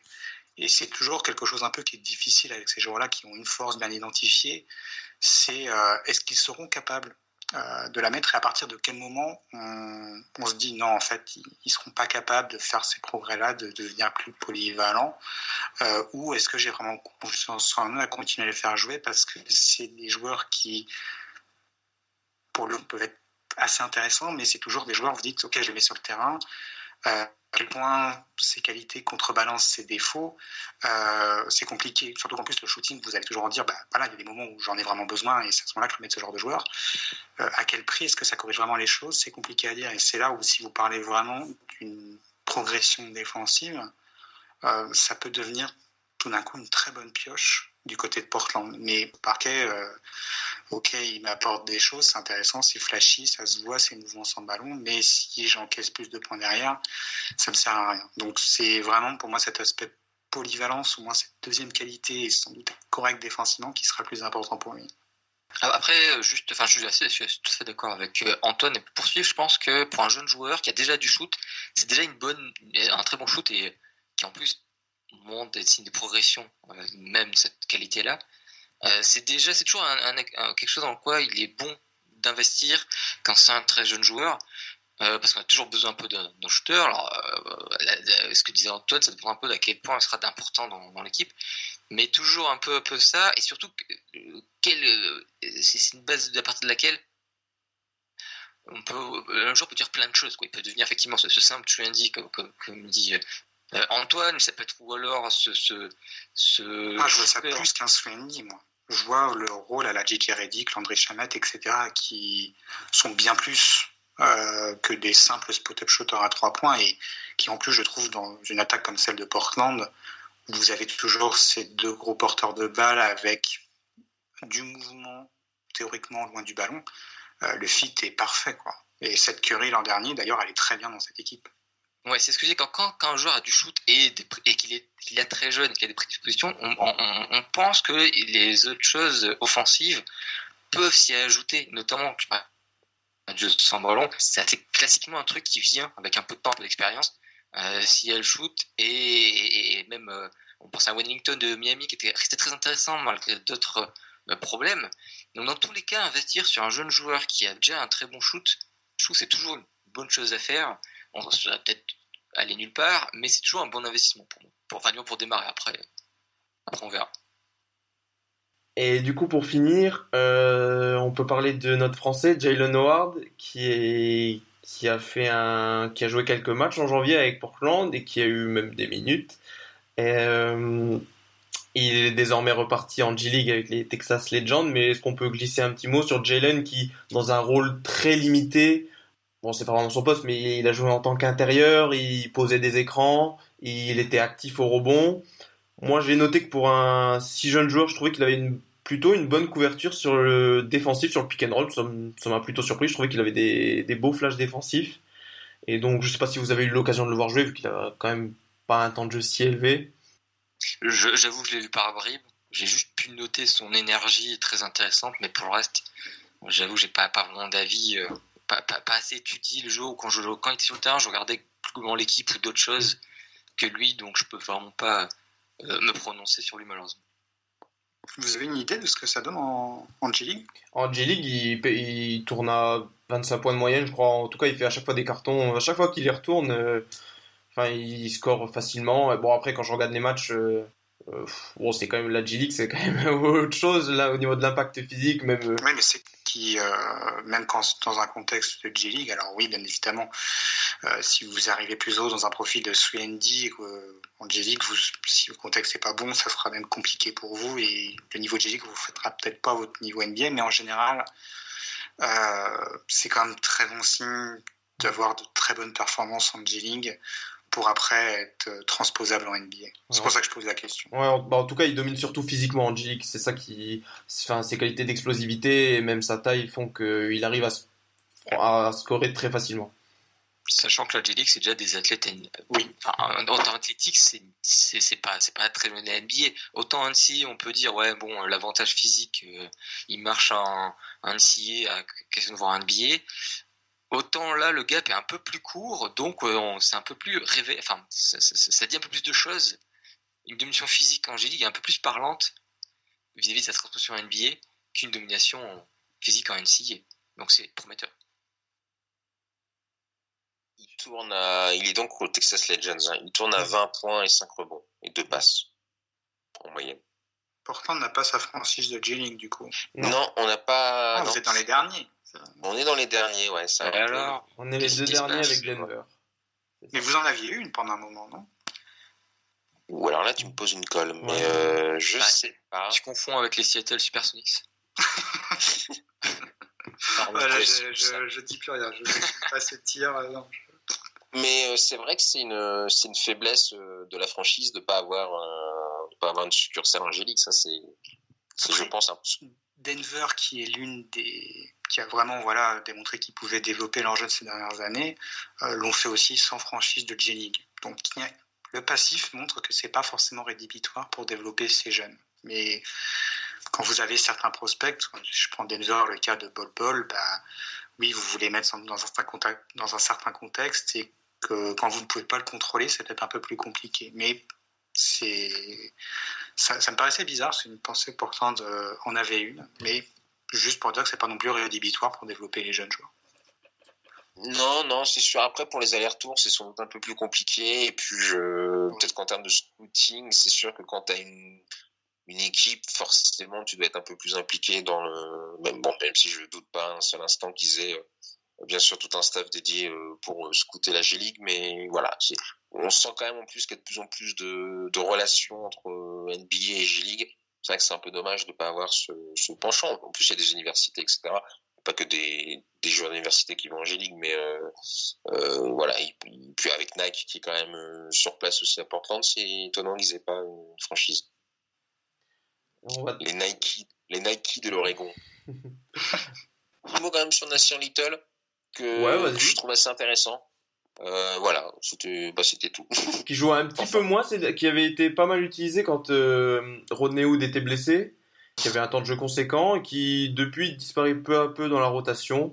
Mais oui, il a montré des choses intéressantes c'est ce que disait Guillaume, il a un potentiel athlétique de dingue dans son combo, taille, envergure explosive, mais que c'est encore brut de décoffrage sur tout ce qui est les qualités, les skills, en fait, ses skills offensifs, son jump shot est pas encore achevé, son dribble est aussi très limité.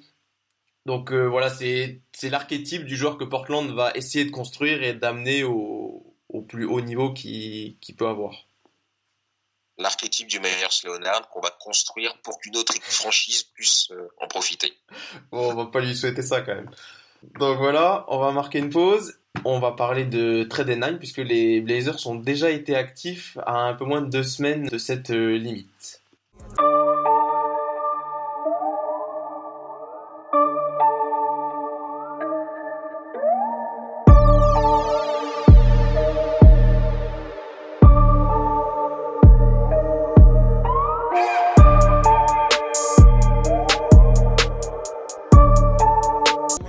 Du coup, les Blazers ont déjà effectué un mouvement dans cette période des transferts, puisqu'on a échangé Ken Bazemore, Anthony Tolliver, ainsi que 2 second tours de draft 2024 et 2025 à Sacramento, qui nous envoie en retour Trevor Ariza, Caleb Swanigan, qui fait son retour dans l'Oregon, et Wenyen Gabriel. Quels étaient votre premier ressenti au vu de ce trade qui pouvait paraître surprenant au premier abord? Ça me paraît être un mouvement assez financier. On pourra parler après des qualités d'Ariza. Il peut y avoir un côté sportif. Certains seront plus circonspects là-dessus. Mais est-ce que tu peux, peut-être toi qui es entre guillemets un expert du CBA, est-ce que tu peux rappeler qu'est-ce que Portland gagne dans la ferme d'un point de vue financier par rapport au salary cap et notamment à la luxury aussi? Alors, j'ai pas les chiffres exactement sous les yeux. Je vais un peu les dire, de donner des ordres de grandeur de tête. Du moins, si vous les avez, vous, n'hésitez pas à me les donner. Mais Portland étant dans la luxury tax, effectivement, quand vous faites un transfert et que vous récupérez des joueurs au salaire plus faible, les économies ont tendance le mot n'est pas décuplé, mais du moins il y a vraiment cet aspect où des fois juste pour 2 petits millions économisés, vous en économisez en réalité avec la luxury tax bien plus. Ici c'est 12 millions 80 qui est économisé en tout. C'est ce que j'ai lu. Alors certains, j'ai vu qu'il y en a qui n'étaient pas d'accord parce qu'il y en a qui disent ouais mais il y a le bonus de Nurkic qui sera pas compté. Enfin bref, on va pas rentrer là-dedans. Mais oui, on est sur de l'ordre de entre 10 et 13 millions d'économisés juste là-dessus. Donc ça c'est pour moi le premier aspect un peu financier. Certains disent que cela pourrait annoncer d'autres transferts dans le cas où Portland voudrait passer complètement sur la luxury tax, mais il y a vraiment du chemin à faire pour y arriver. Ce que tu veux dire, c'est parce qu'en ce faisant, ils ont eu des trades exception relativement élevés, quoi.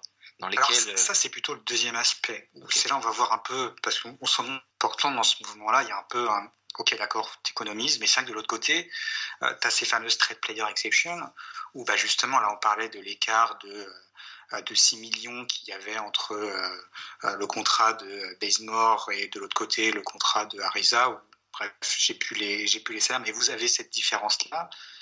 Ça vous crée, au moment où vous faites le transfert, une trade player exception que pendant un an, vous pouvez réutiliser pour acquérir un joueur directement. Donc ça, qui a cette trade player exception de Bazemore, plus, suivant comment vous considérez Ariza, Ariza peut aussi être considéré comme une sorte de trade player exception humaine, bref, un joueur qui est là pour son salaire et que vous pourrez transférer un autre joueur intéressant pour le salaire équivalent sans être obligé de mettre des joueurs qui vous intéressent un petit peu plus dans votre effectif et que vous pouvez garder. Donc c'est vrai que d'un côté, on voit l'économie où en termes de luxury tax et de masse salariale, vous avez baissé la note. Mais de l'autre côté, ces trade player exceptions qui sont là et qui peuvent vous dire, bon, peut-être que c'est un moyen, que ça soit pour avant la trade deadline ou cet été, d'aller acquérir des joueurs et dans l'idée de se renforcer. Et c'est là où je dis vraiment que c'est peut-être purement de la flexibilité parce que les instances décisionnaires de Portland ne savent pas encore dans quel chemin elles veulent partir, mais on peut imaginer un chemin où les économies vont continuer parce que les salaires de McCollum et Lillard sont là pour les prochaines années et que on sent que les ambitions sportives sont limitées. La nouvelle propriétaire, pour l'instant, est un peu dans la continuité, mais va devoir décider certaines choses. Est-ce qu'elle est payée à luxury tax pour une franchise dont les ambitions sportives sont peut-être plus limitées ? C'est pas évident, donc on peut imaginer ce premier un peu mouvement qui est de se dire non, là on fait les économies, surtout que la luxury tax, on risque de pas être loin ou même au-dessus les prochaines années, donc est-ce que c'est intelligent de la payer cette année pour une équipe qui, au mieux, fera peut-être la 8e place pour les playoffs ? On ne sait pas. Donc, il y a ce chemin-là. Il y a le deuxième chemin qui est de se dire, oui, en fait, c'est juste momentané. Et avec les trade player exception, il y a cette idée de pouvoir potentiellement se renforcer et du coup d'aller vers quelque chose de plus compétitif avec là comme idée de se dire on a les meilleures années de Lillard et McCollum, donc autant en profiter, autant maximiser leurs années. Et du coup ce mouvement, s'il apporte pour le coup indéniablement de la flexibilité, on peut difficilement y lire quelque chose en termes de qu'est-ce que la franchise veut faire, même si il y a quand même les 12 millions d'économisés qui, à mon avis, reste la donnée la plus importante de ce transfert. Tu veux dire, ils se sont ouverts plein d'options, quoi. Enfin, des petites options, mais ils se sont ouverts, quoi. Donc c'est déjà ça. Exactement. Et Jason Quick, un des insiders de la franchise, confirmait que tu parlais notamment de la position de la nouvelle propriétaire, Jody Allen, que en fait l'objectif de Portland n'est pas forcément, c'est pas arrêter de vouloir baisser la luxury tax. Ce sera notamment, on pourra en discuter, ce sera le cas si on arrive à échanger Whiteside ou pas. Mais que c'est pas forcément un objectif primordial. Portland, de toute façon, n'a jamais fait toujours des moves pour obtenir des joueurs qui peuvent potentiellement correspondre au profil que venait Eloché. Ils vont pas faire un move uniquement juste pour faire baisser le salaire. Si ils font un trade, c'est qu'ils voient quelque chose dans un échange potentiel qui les intéresse. Et donc voilà, c'était juste pour confirmer un peu la direction que souhaite prendre Portland à l'approche de cette deadline. Après, ça dépend des opportunités, parce que je pense bien que s'il n'y a rien d'intéressant qui se présente, ils vont garder leurs économies de 12 millions, et puis voilà, et puis l'année de... Effectivement, l'idée, ça serait de profiter encore du fait que c'est quand même une année... Lillard a 29 ans, je crois, comme 28, c'est un peu leurs meilleures années. C'est un peu dommage, cette année, cette saison-là part un peu en autre boudin, parce que c'est dans les meilleures années de ces deux joueurs. Donc, tu veux un peu en profiter, sachant que Portland est pour l'instant 10e du classement à l'ouest, mais il n'est pas décroché de la 8e place. De la 7e, ça commence à être un peu tendu, mais de la 8e place, alors après, quand on est 8e, autant dire qu'on est sorti des playoffs assez vite normalement, mais une équipe comme Portland, admettons, cette équipe pour Portland qui a très très mal commencé, qui a fait ces premiers mois-là pas très bons, mais avec... par un miracle, par vraiment un style, quoi, dans un recrutement hivernal, on peut imaginer un recalibrage, de retrouver un Portland beaucoup plus proche de celui de l'année dernière en termes de niveau de jeu, notamment porté par toujours les leaders de McCollum. En plus, on n'a pas trop évoqué, McCollum a aussi été blessé pendant, je crois, 10-15 matchs, un truc comme ça. Voilà, donc je suis les Lakers ou je sais pas qui est premier à l'ouest. J'ai pas envie de rencontrer au premier tour un Portland de qualité, quoi, qui retrouvé un rééquilibrage, qui serait redevenu à la hauteur de Lillard et McCollum, d'une manière ou d'une autre, je sais pas, parce qu'on peut aussi imaginer du transfert de Whiteside, ce genre un paquet de trucs peut potentiellement être fait. Les possibilités sont très limitées, mais sait-on jamais. Et même en tant que 8e, je pense que Lillard, Portland, lapsus révélateur, a le potentiel pour quand même peut-être créer une surprise.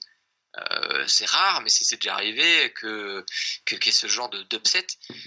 Donc, j'entends le côté, on peut essayer de sauver encore la saison. Ça sera très compliqué, mais il y a la motivation pour les seules années de Lillard, la période de carrière de Lillard et McCollum, et les quelques possibilités un peu étroites mais présentes que la franchise s'est aménagée, comme l'expliquait Antoine à l'instant. Après, pour continuer un peu sur le côté CBA financier, l'un des aspects aussi qu'il faut voir avec Portland, parce que il y a cet aspect auquel peut-être qu'on va aller en dessous de la luxury tax cette année ou non, mais il y a aussi quand même, même si on descend sous la luxury tax, on sent avec Lillard et McCollum que il y a quoi qu'il arrive cette idée de rester compétitif sur les prochaines années, je pense, dans tous les cas. Après, à quel point, c'est une autre question. Mais ce qui était intéressant, c'est que Portland, s'ils ne re-signent pas l'ensemble de leurs agents libres, donc avec le cap space maximum qu'ils peuvent avoir pour l'instant au 1er juillet, je crois qu'on est de l'ordre de 9-10 millions. C'est la pire zone souvent dans laquelle vous êtes parce que du coup vous êtes en dessous du cap space. Et si vous voulez l'utiliser, ça veut dire que déjà vous allez perdre tous vos autres joueurs qui étaient en fin de contrat et que vous pouviez signer en dépassant ce fameux salary cap. Mais en plus, ce cap space, il est vraiment non seulement limité, mais en plus, il ne vous permet pas d'accéder à certaines exceptions qui, je crois que là, je lisais tout à l'heure 9 millions de cap space, c'est quasiment aujourd'hui le montant de la mid-level exception. Donc, il faut peut-être essayer de faire en sorte au 1er juillet d'être un peu au-dessus du salary cap, quitte à pour faire des transferts derrière pour vous renforcer, plus avoir la mid-level exception, plutôt que d'aller viser uniquement ce cap space. Donc, pour le dire autrement, il faut mieux finir des fois le 1er juillet un peu au-dessus du salary cap plutôt qu'en dessous. Et que c'est là où le contrat d'Ariza est assez intéressant parce que sa date de garantie, l'année prochaine, il est censé être sous contrat, mais je crois qu'il a que 1,8 million. Il est au 30 juillet, mais du coup, je ne serais pas étonné qu'ils activent la garantie, peu importe ce que fait Ariza, dans l'idée de se dire, on reste au-dessus du salary cap, donc on a accès à toutes les exceptions, et 2, on pourra toujours échanger Ariza contre quelque chose, et d'une certaine manière, faire coup double en pouvant se renforcer via des signatures d'agents libres, via des exceptions, mais aussi de pouvoir faire des transferts derrière pour amener d'autres renforcements. Donc c'est un peu comme ça que je vois, de mon point de vue, ce transfert. Et après, pour revenir quand même, malgré tout, un moment sur le sportif, Ariza, s'il peut être surcoté défensivement, peut être une plus-value par rapport aux saisons qu'ont pu faire Bazemore et Tolliver du côté de l'Oregon. Indéniablement, Portland avait déjà besoin juste d'un ailier sur le terrain, un gars qui fait un peu plus de 2 mètres, qui a des bras grands, et on avait tout simplement pas ça dans l'effectif, donc rien que sa présence sur le terrain peut améliorer ne serait-ce qu'un tout petit peu la défense de Portland. Donc voilà, je sais pas si Florent a un avis à rajouter là-dessus. Je suis pas du tout d'accord avec vous. Je pense que c'est un trade qui révolutionne sportivement la franchise. Non, bien sûr, je suis d'accord. Pour Swanigan. Voilà, c'est ça. C'est le grand retour de Swanigan. Vous ne l'avez pas vu venir, mais je pense qu'on va faire un grand coup pour Ito. C'est une Pogba. C'est ça. Il veut se venger. Ça va pas marcher, mais il veut se venger. Exactement. C'est la revanche. Non, oui, voilà. C'est avant tout un coup financier. Ça peut être aussi un coup financier sous couvert un peu de coup politique, et peut-être pas le bon terme, mais on va dire diplomatique. Jody Allen, donc qui est la sœur de Paul Allen, l'ancien proprio qui est décédé, elle a repris les rênes. C'est peut-être pas plus mal de lui faire un petit cadeau, voilà, parce que je dis pas que il y a absolument aucune discussion sur une éventuelle revente de la franchise, mais je pense que la première année où elle récupère le bateau, c'est peut-être pas plus mal aussi de lui faire un petit cadeau financier, histoire d'entretenir toujours des bonnes relations entre elle et la franchise. Après, je trouve que c'est un bon trade parce qu'il ferme pas de porte.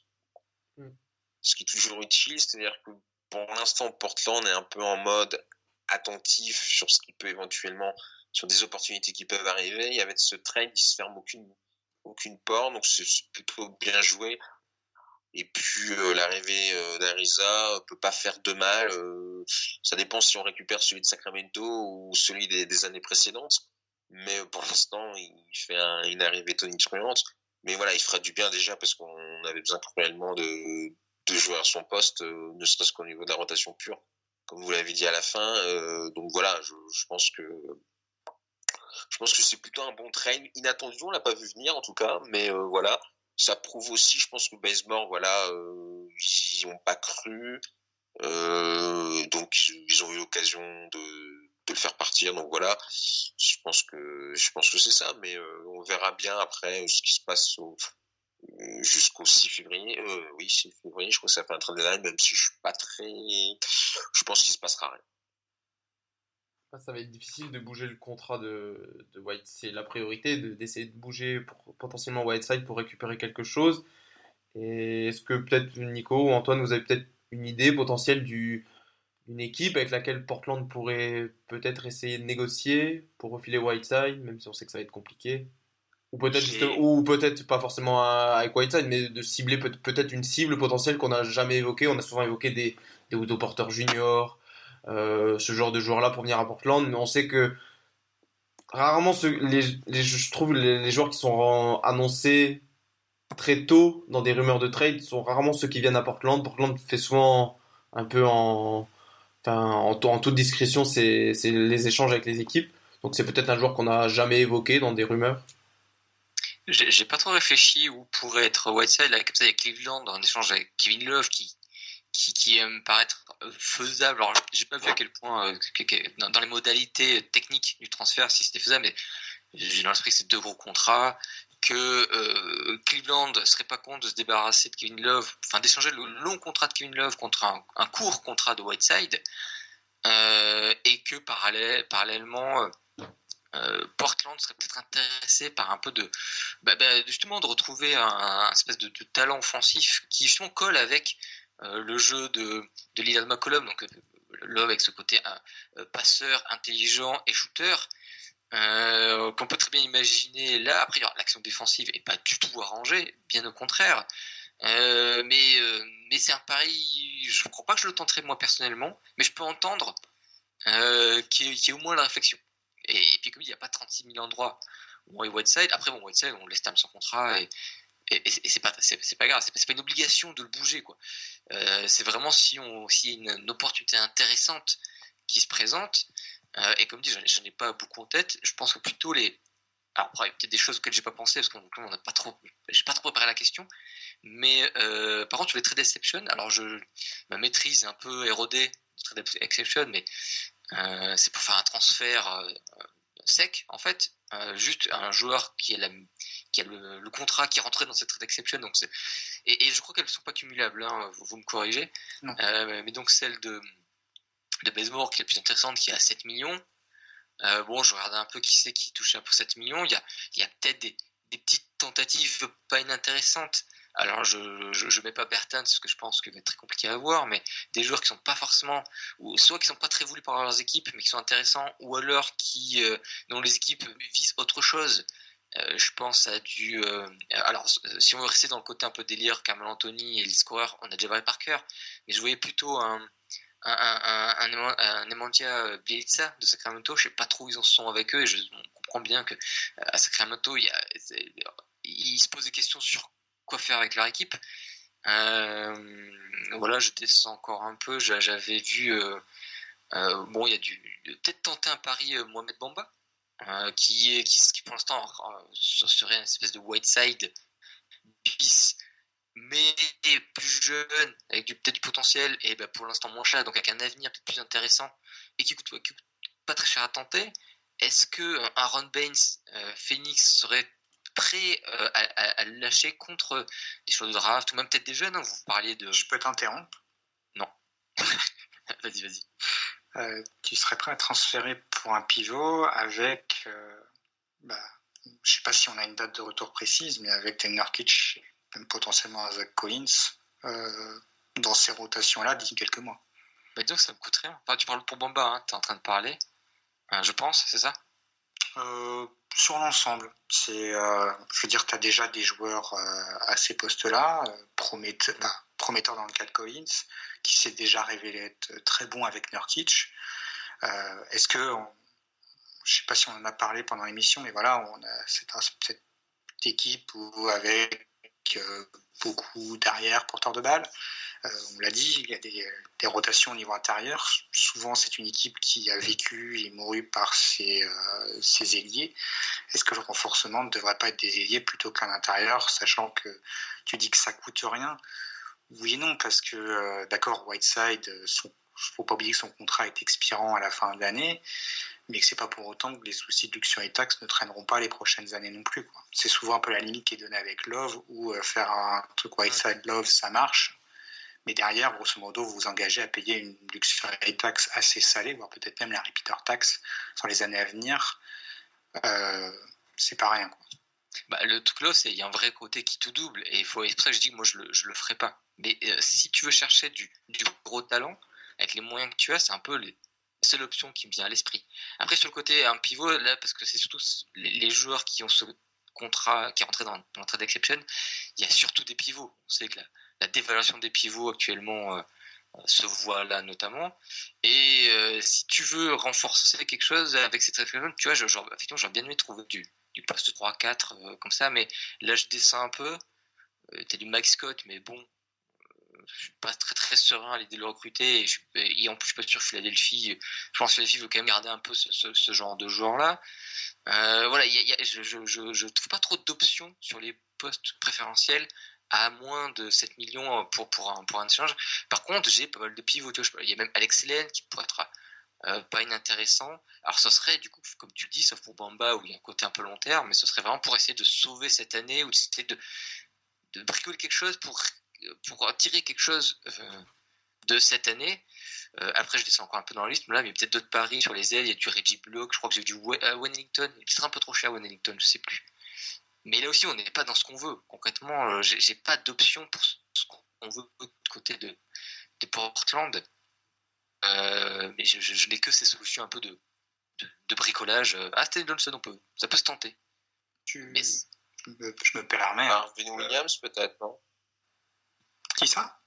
Marvin Williams. Il a combien de salaire? Je vais tout dire tout de suite.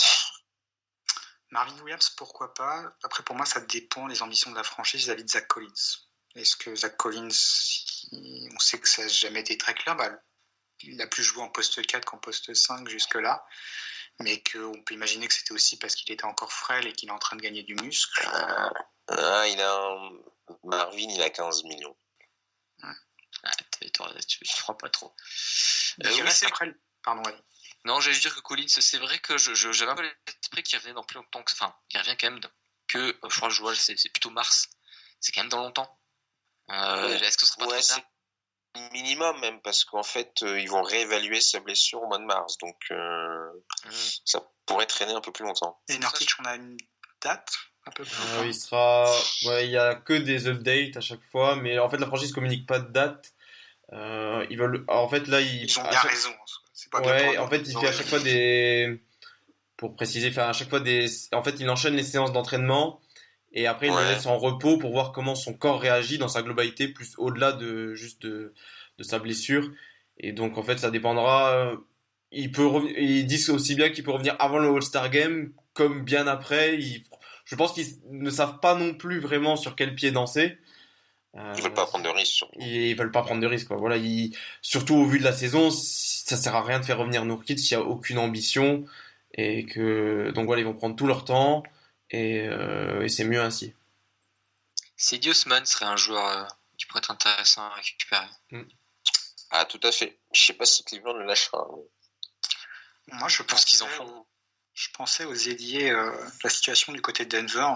On sait qu'à la fin de l'année, et Beasley, et Hernan Gomez, et Corey Craig Et même en soi, si on veut aller jusque-là, Millsap ou Jeremy Grant sont en fin de contrat, d'une manière ou d'une autre.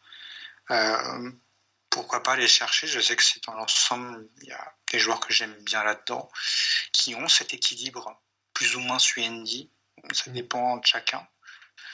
Mais sachant, on sait définitivement que Denver ne pourra pas garder tout le monde. Du moins, moi, ça me paraît impossible à l'heure actuelle. Pourquoi pas aller faire un pari là-dessus, même si on reste sur des ambitions assez modérées. Je suis d'accord, mais il va falloir lâcher du choix de draft, ou voire même, on parlait des jeunes, alors les Simmons, les Nasir Little, les Gary Trent, qui ont encore un gros potentiel. Alors ça dépend de à quel point la franchise croit en eux ou pas, mais ça peut être à l'heure actuelle des monnaies d'échange un peu intéressantes, effectivement. Je suis Denver.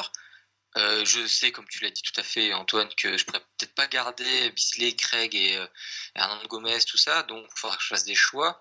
Si je peux récupérer un autre jeune sous contrat rookie, essayer de développer tout ça, alors Simon, je pense qu'il sera pas accessible, mais un Little ou un Trent, je pense que tout à fait, ça peut être un bon échange de procédés assez intéressant, et effectivement, je trouve que ça se tente pas mal.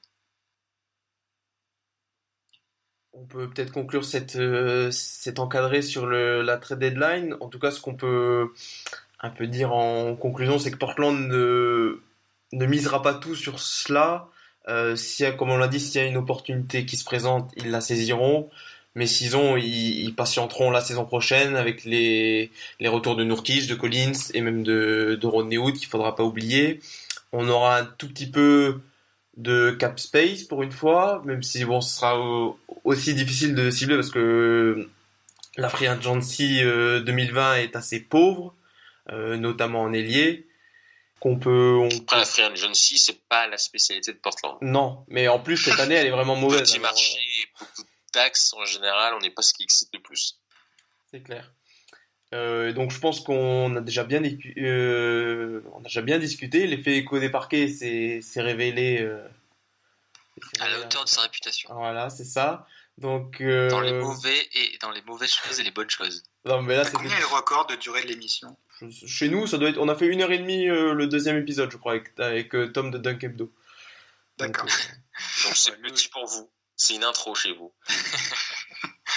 C'était un plaisir de vous avoir. Je peux rappeler ce que vous pouvez vous suivre. Donc sur l'écho des parquets, vous trouvez, je mettrai le lien dans la description. On vous trouve aussi sur Basket Info. On peut également suivre vos comptes perso qui sont assez intéressants. Avec Antoine par exemple qui vous donnera sa revue de presse, notamment américaine sur les différents courants. Il y a aussi Guillaume qui balance beaucoup de vidéos, d'extraits de matchs ou de prospects qui sont intéressants à analyser. Lucas qui fait des blagues. Lucas qui fait des blagues sur les Suns, il s'en reconnaît aussi. Et donc voilà, je vous remercie d'avoir été là pour ce podcast. Je remercie aussi Florent d'être revenu. Merci déjà, c'était sympa c'est sympa d'être invité un peu pour changer, de parler un peu de Portland qu'on n'avait pas fait cette année à part juste cet été avec la construction de l'effectif et juste le début de saison où on a fait les previews un peu partout, on avait un peu cette équipe-là. Donc très content de pouvoir un peu en parler, puis c'était sympa. Et nous on s'est bien amusé. Enfin moi en tout cas, Antoine je sais pas. Oui, là, j'ai une petite question à vous deux. Oui. Ouais. Votre joueur préféré de Portland, actuel ou all-time? Je suis un grand nostalgique, c'est absolument pas original, mais je reste un grand nostalgique de Brandon Roy.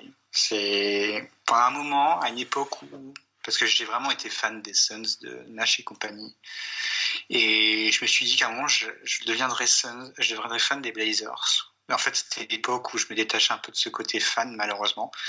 Mais Brandon Roy, assez indiscutablement. Jared Bayless. Non. Non. Effectivement, je pense pas que Brandon Roy soit meilleur que Damian Lillard. Bon, toujours compliqué de comparer, mais si je devais construire une équipe, je pense que je prendrais Lillard. Beaucoup moins bien. mais je crois que le côté affectif prend un peu pour Roy. J'étais plus jeune, t'es un peu moins dans le côté analyse pure. Et puis, il a quand même façon de jouer très agréable à voir, c'était vraiment très très très beau, et il y a le côté crève-cœur qui arrivait derrière avec ses blessures. Donc moi aussi je pense que Brandon Roy est le joueur qui qui reste mon joueur préféré de Portland all time. Et de cette année, c'est Lillard, clairement. Et je trouve que la mention d'Antoine de Brandon Roy est tout à fait bien choisie. Avec la disparition de Kobe, on sait qu'il y avait une sorte de rivalité entre les deux au niveau que c'était deux joueurs qui se ressemblaient un peu dans le jeu et qui étaient deux gros scoreurs au milieu des années 2010. Donc je pense que pour terminer ce podcast, c'est parfait. Donc on vous donne rendez-vous à une prochaine et puis on vous souhaite une bonne fin de podcast. Merci à tout le monde et bye bye. Bye. Salut. I let the hair grow. I'm Kobe with the fro. Young Kobe with the I feel like a young goat. Always had the flow. Let the hair grow. I'm Kobe with the fro. Often copycatted, never duplicated. Nowadays they hit me up like Cal, I knew you'd make it. Used to show me fake love, yeah, I used to hate it. That shit used to make me mad, I go Super Saiyan.